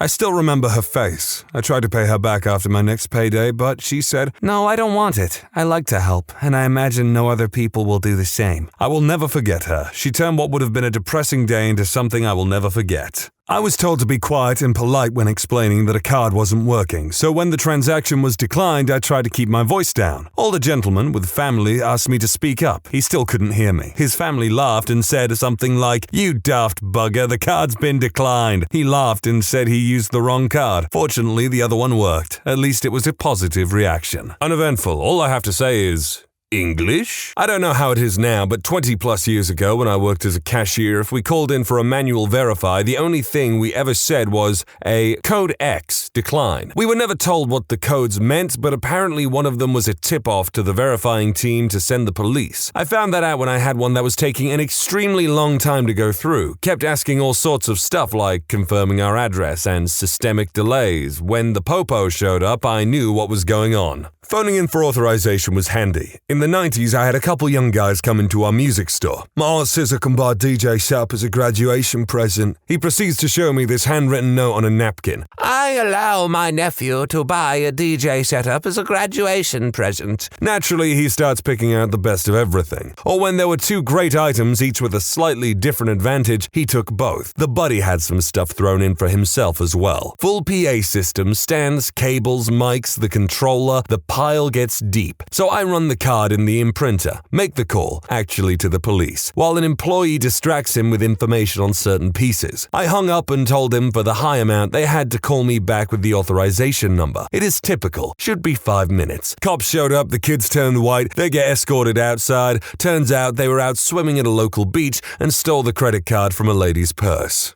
I'm just gonna say, screw them kids. Like, it's one thing to steal physical money from someone, but to attempt to accrue massive credit card debt on someone else's card, that's just scummy. I know that the banks usually reimburse you if you get found being a victim of fraud, but they deserve a swift kick in the nether regions. I was 16 years old, working for minimum wage at the Jesus Chicken restaurant. A guy and his daughter came in and she was in a gymnastics uniform. They order and she starts telling me all excited about how every time she has an out-of-town competition, they try the local chicken chain together. Their total was only $16, but his card got declined. He pulled out a second, but it declined too. She looks disappointed and he tells me to cancel the order. But it was only $16, so I run to the back and grab my own card and run it through. They get their food and he lingers behind to thank me and tells me that he's going through a divorce and they probably wouldn't have gotten to continue their tradition if I hadn't stepped in. I felt good doing that for someone without expecting anything in return, but to my surprise, right at closing that night, my manager comes to the back and says someone is asking for me. The guy came back and gave me $30 and thanked me for making his daughter's day. Since a lot of people seem to have questions about the money and/or validity of this event, I'd like to address them. My card was a debit, not credit. Don't know why that matters. When the guy came back at closing to give me the money, he had plenty of cash on him. My guess is he had it back at his hotel. He thanked me for making his daughter's day because he'd been going through a rough divorce and his soon-to-be ex had most likely cancelled his cards and had been pulling stunts like that a lot, hence the backup stash of cash. I paid for the food instead of having them come back because my parents had been talking about paying things forward in our family and I wanted to do something nice for someone besides it was only $16. Jesus Chicken is Chick-fil-A. Yeah, I admittedly just wanted to know if Jesus Chicken was a real place, so I'm glad they answered that.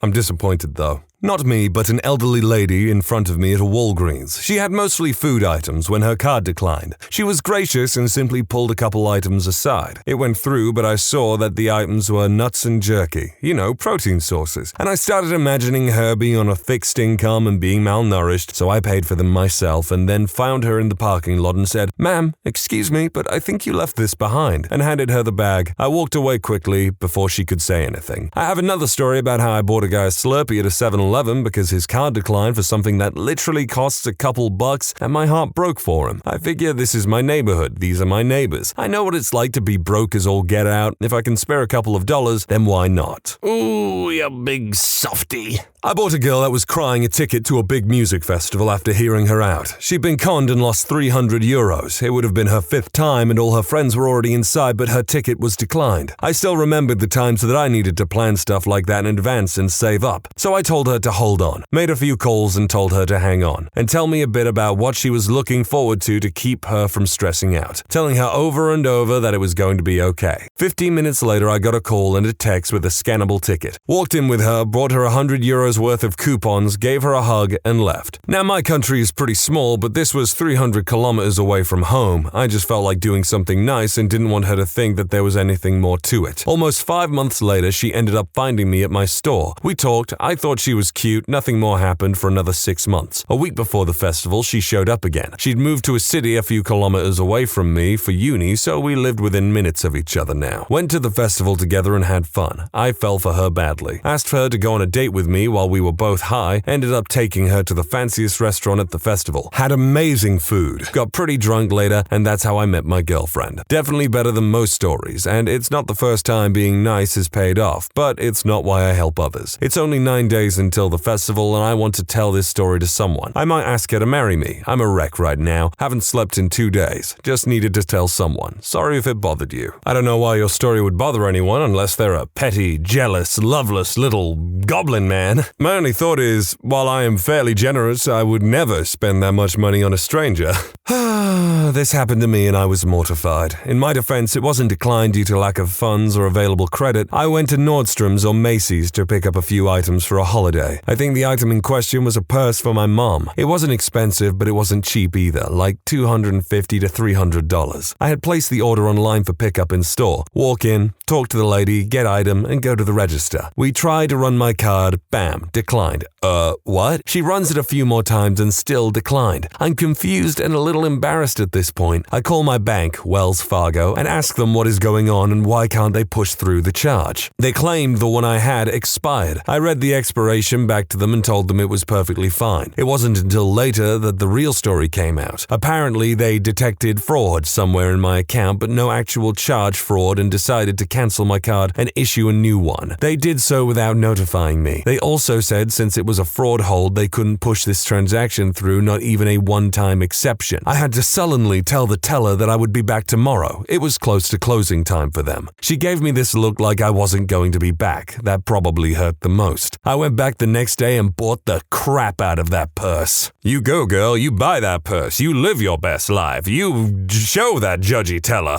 Not declined, but a card machine not working at Subway. Just happened a week ago. Walked into Subway, they had a big sign on the door, cash only, card machine malfunction. I, of course, didn't notice as I was on my phone. Ordered my sub and had an issue as I had no cash. So I went to the ATM down the street, got money, and ate my sub, no issue. Another guy walks in and the same thing happens to him. He also decides to go to the ATM down the street, only his card gets declined. He says it's because he was out of state and his bank wouldn't allow it. So he comes back to tell the lady, and she's really sorry. He gets really angry and walks out the door yelling, "Next time make the sign a little bigger so I don't waste all my effing time. Thanks a lot." I'm sure some people have had worse reactions to things like that, but I couldn't help but laugh. Yes, the sign could have been a little bit bigger, but when I walked back in after going to the ATM, I realized the sign was pretty damn decently sized. Could the cashier have asked each customer beforehand? Yeah, she started doing that after this guy was a butthole, but really, is it her fault that he wasn't paying attention?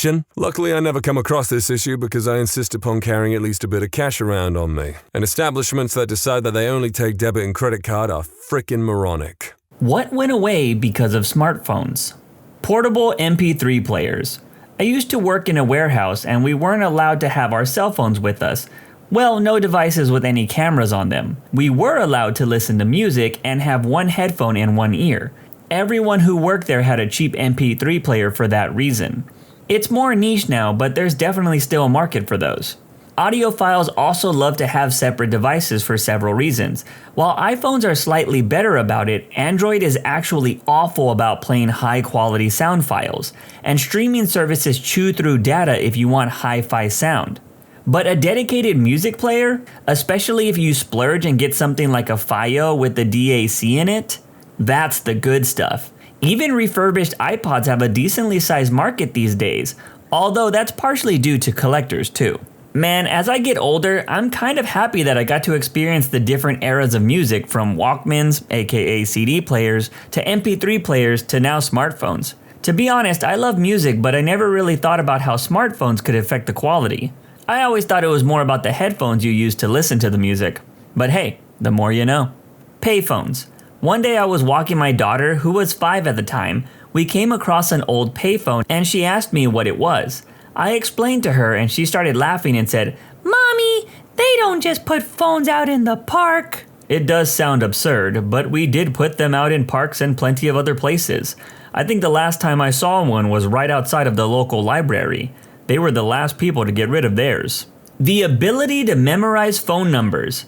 I don't know my spouse's phone number, but I still remember the phone number of my best friend from the first grade. Totally had this conversation with my client today. I work with these teens. Turns out, many of them don't save numbers in their phones, but end up learning the numbers and who the people are. Their reasoning? If for some reason something happens and they don't have their phone, they at least have the people's numbers by memory. Growing up in the late 70s and early 80s, my stepdad was involved in a lot of politics and labor union stuff. Dude knew pretty much everyone involved with that, in our city of about 500,000. And as far as I could tell, he had most of their phone numbers memorized. You could ask him random names, he'd sit there, think for a few seconds, and rattle off a phone number. This was when you didn't have to memorize an area code, so you just needed 7 digits, but still, it was pretty impressive. It's crazy how much you can remember if you actually train your brain to do so. I used to work retail, and at the time, I could have told you the number to any piece of produce if you needed to ring it up at the register. I also had about 90% of the store memorized, so I could tell you exactly where you needed to go to get something. It's all about repetition.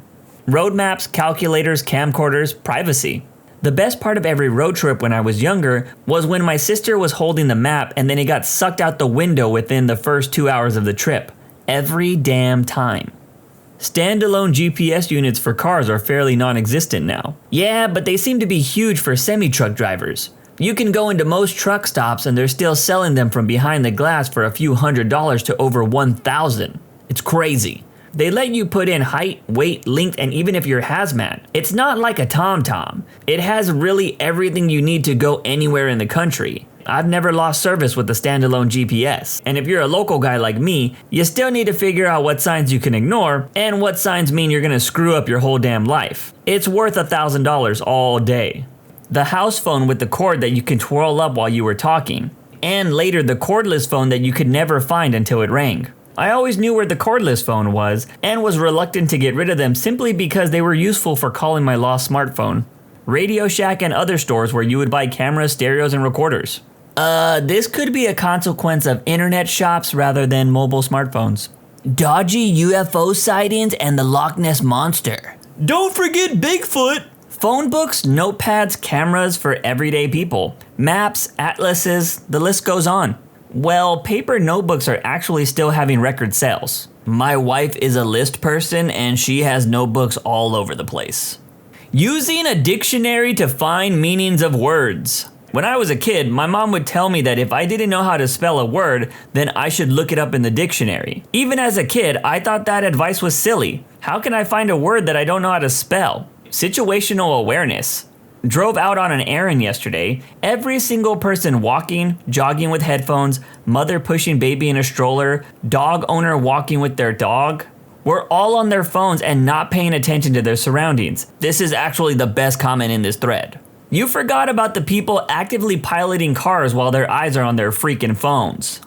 T9 texting. Dude, I think I have a vague memory of what T9 texting was and I never bothered to learn it. Would the equivalent today be like swipe texting? That's pretty popular.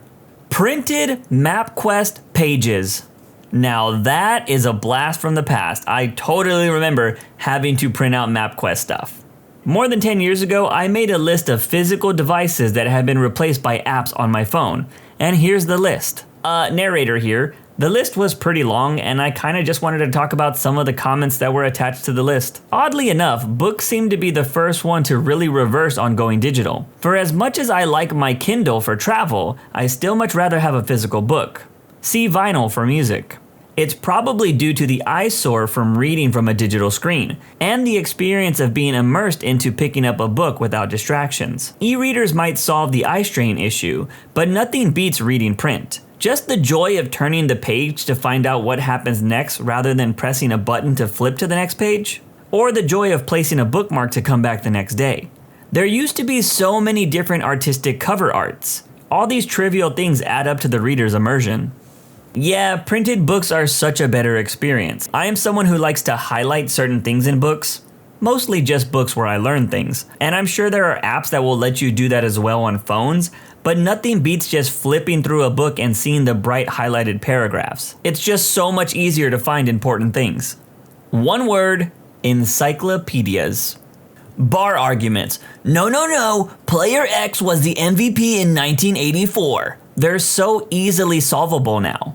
A fun 2-hour debate now lasts 9 to 14 seconds. I used to work with this loudmouth guy in the mid-2000s that would spout off made-up facts and figures during our lunch breaks.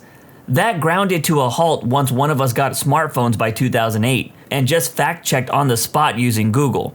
I will say this doesn't really work with pathological liars though. They'll just say, well, I did it, or the website's wrong.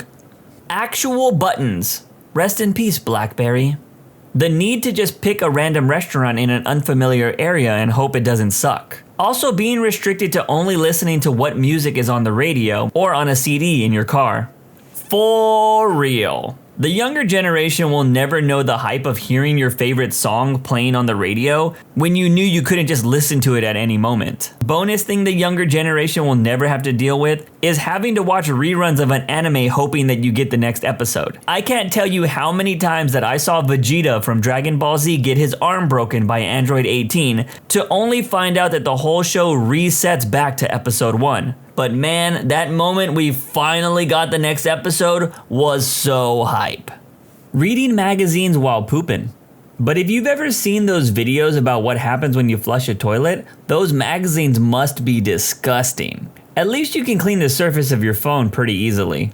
Photo development departments in stores. As someone who used to work in a photo place from time to time, this is probably for the best. You don't know how often people would go into a photo center trying to print copyrighted material, and we would have to turn them away and they usually got mad. Also, there was plenty of people that wanted to get their spicy photos printed at the store too.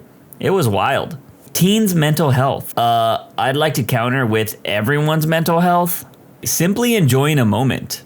I went to a show last night and so many people were watching the show through their phone screens while recording it. In between sets, so many people would pull out their phones and watch TikToks and whatnot. Some even did this while the band was performing. I left my phone in my bag for the entirety of this show. I may not have captured memories, but I felt I was more involved with what was happening than those who couldn't set their phone aside for 5 minutes. It's the truth, and I'm happy I realized a good decade plus ago. I don't know why, but I love watching people take videos of fireworks. Just enjoy the fireworks. You're not going to rewatch the video. Honestly, even at sporting events, I see people on their phones mid-game. Sometimes just videotaping plays, or literally just scrolling through social media. I get unnecessarily annoyed by people recording fireworks. Fireworks are this full sensory experience of sound, size, and sight. It's a feeling in your body even. A phone video won't capture 95% of that experience. There has to be something more than just pointless recording. And fireworks have to be the top one for me. Unless, of course, it's a fireworks show gone wrong and they all explode at once. Now that's awesome. I will say, phones have helped us expose just how dumb people really are. I feel like every year there is a video of someone blowing off their hands with firecrackers. They explode, people. Don't hold them in your hands. The phrase, "you won't have a calculator in your pocket in the real world." Accidentally getting lost and finding something cool that you normally wouldn't have been able to experience. The expectation that you will be unreachable. The privilege of not picking up the phone and the person who called would assume that you weren't there. Nothing like when someone answered the phone and you just had to wave to that person to tell them you weren't home. Those were the days. Just enjoying the moment. Anytime me and my girlfriend are doing something nice together, she always wants to grab a picture or make a post on Instagram. If I kick up a fuss, she'll tell me that she's capturing the moment. But now the moment is tainted with distraction. I have physically wrestled my sister's phone away from her at family gatherings because she was incapable of not doing this, and using it to text updates / pictures to friends and family about what we were doing at that moment. And if you think that sounds like normal teenage behavior, you should probably know that my sister just turned 50 this year. This is a double-edged sword in my opinion because I have 2 aunts that do the same thing. They love taking photos. Not necessarily for social media, but just in general. It can be annoying, but it's also nice that someone is taking photos while everyone else can enjoy the party. Plus, those photos can easily be shared through digital albums. People talking to each other while eating. And my father always had his attention on the newspaper during breakfast. And before smartphones, I spent so long reading books while eating that I still in a habit of eating one-handed as though I'm holding a book. Bro, ain't that the truth? Nowadays, people look at YouTube before eating rather than talking to people or watching whatever's on TV at the moment. Every little thing we do is in our control, and it's hard to control. My sister-in-law's husband is notorious at this. He will spend all dinner with his face in his phone watching stuff, most of the time without headphones on. And often at a restaurant, so she'll order his drinks and meals like he's a 5-year-old. Or if we try to even ask him a question, he'll just ignore it. We'll have a conversation with her, then he'll interrupt whatever it is we're talking about, important or not, just to show her what's on his phone. And if she doesn't immediately answer, he'll say, "Did you hear what I said?" Or he'll just be a supremely butthead and say, "You always ignore me." Now a lot of this is because he gets away with it, and my sister-in-law enables it. And then there's the part where he's just a huge jerk. I got 2 things I want to say on these comments. 1, if you say the phrase "my sister-in-law's husband," doesn't that make them your brother? Why not just say "my brother"? And 2, what I think the original comment might have meant was people actually having conversations at dinner, for example, on a date. Things have gotten so bad that people play a game at restaurants where the first person to touch their phone has to pay for the bill. I would say if games like that are having to be created, phones are a problem. Patience. You used to have to look up a phone number, call someone, leave a message, and wait for them to call you back. Everything now is instant. People have completely lost all patience with each other, along with human decency. Knocking on doors when you get to someone's house. In America, that'll get you shot now, apparently. Horizontal videos. I hate vertical videos with a damn passion. My biggest screens are horizontal, people. You are denying clarity for those watching anywhere else outside of their phone. Also, I hate watching videos on my phone. Okay, I don't really have a dog in this fight, but I will say, the one thing that does annoy me about vertical videos is that they don't look nice when displayed. If you don't know what I mean, go check your YouTube sub box at some point, and if you're subscribed to someone who does shorts, the thumbnails for those videos are all lame. YouTube is starting to notice this by adding tabs to separate the content, but it needs to happen a lot faster. Humanity, manners, and the ability to listen to someone who disagrees with you. The coming age of boys that will never know the joy of finding a random spicy magazine. Newspapers. Been in the industry for a while, and it's unfortunately dying slowly. Daily circulation numbers are pathetic. Most store copies are returned and dozens of jobs lost just this year. It's a real shame. People's brains, sanity, drive, and a few other things. In return, we got 24/7 hour tracking. Not a good deal if I say so myself. My ability to drive without getting road rage. Every mother freaker that cuts me off and slows down or nearly swerves into me from the other lane, they're on their freaking phones. People who read books. Not necessarily all of them, but I rarely ever see them around anymore, and it's kinda sad. Imagination. Now I could see how phones do hurt imagination, but I've always had this theory that some people have imagination and others don't. I've always been curious how many substance users have imagination before using substances. I feel like that may be their first experience with imagination because they're usually going on some kind of trip. Conversations. Sure, everyone texts more than ever, but people don't seem to talk face to face. I see so many people standing next to each other looking at their phones, probably texting each other. The smartphone replaced the cigarette. We used to all sit around and smoke and talk to each other. I miss sitting for hours smoking and talking. That era is gone. Glad cigs are basically gone though. Lung disease is terrible, but we all lost convos along the way. I'm pretty sure that type of conversation still exists. People have just replaced cigarettes with other things. Decent games to a degree. The casual gaming genre picked up and moved to mobile, then it began to suck. Think back to the glory days of playing Plants vs. Zombies or Fish Tycoon on the computer. When it picked up and moved to mobile, it didn't immediately suck. Some casual games were mostly the same. just cheaper and touchscreen. Also, some new concepts utilize gyro and touchscreen controls in some cool ways. Doodle jump, Fruit Ninja, stuff like that. But when data/Wi-Fi connections became more accessible, Facebook browsing games came to mobile. Think Farmville, Dragon City, Candy Crush. The free-to-play model took over, and now you're hard-pressed to find a decent offline game for mobile anymore. The classics are hardly even available, since they began to lack support for the newest Android/iOS update and were steadily removed from the App Store. Try and find Plant Tycoon, the original Angry Birds, or anything awesome you remember from the Advent casual mobile games. It's most certainly gone. It's probably been terribly recreated and made into a free-to-play model now. All I have to say in this argument is Konami, the company that created one of the greatest video game series ever in Metal Gear Solid, said that they were going to focus on mobile games aggressively. When free games like Fortnite are bringing in millions, why bother with great story games, right? It's sad, but true. Ability to speak in younger generations.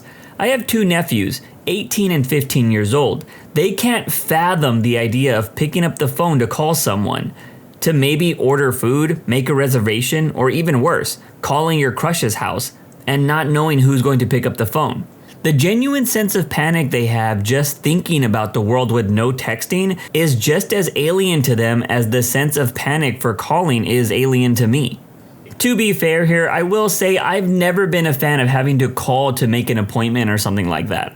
It's not the idea of talking to another person, it's when they ask you a question you don't have an answer to. Like if it has to deal with insurance or some type of bank number that you don't know. I just don't like the awkwardness that comes with it, and they're like, well, we kind of need that, and I'm like, I don't know how to get that, man. That's what I don't like about phone calls. People at the library. Not only has book reading diminished, but people used to go to the library to get online. Now that phones do that, libraries just seem almost deserted. Men having the balls to approach a woman they're interested in. That has nothing to do with smartphones, my guy. The plots of a lot of 90s sitcoms. There is a Sex and the City episode that comes to mind where the plot of the episode revolves around 2 characters waiting at separate entrances of a building, each thinking the other stood them up. The plot doesn't hold up at all in modern times because someone would have called or texted and they would have found each other in minutes. When 2 impatient people try to meet, they still end up not finding each other no matter how good technology gets. Character 1 texting, "Where are you?" Character 2, "Where are you? I'm at the entrance." Character 1, "No, I'm at the entrance." "Nice gaslighting attempt though," blocks character 1. Character 2, "Tell me where you are right now. Hey, talk to me. Pick up the phone, please. Fine." Man, just thinking about it, if that sequence was in TV, that would be horrible. I think I'd rather go with the approach of the 90s sitcom. One thing I haven't seen on this list, but I think is definitely aided by the rise of smartphones, is customer service. Maybe it's because texting seems to be the younger generation's preferred form of communication, but I swear, customer service has never been as bad as I've seen it today. Also, I worked retail for over 5 years, so I know how much it can suck and how you just want to quit at all times. But I still tried to provide people with helpful service, especially if someone was cool or nice. But nowadays, people just stare at you like they're dead inside and want you to leave as fast as possible so they could check their phone again. It just kinda sucks. That's it for this video. When you subscribe, make sure to hit the bell to turn on notifications. Put the playlist on in the background to finish listening to all the stories. Link at the top of the description. And if you like Am I the Genius, give Am I the Jerk a shot. It's linked in the description too. Either way, thanks a lot for watching and we'll see you guys next time.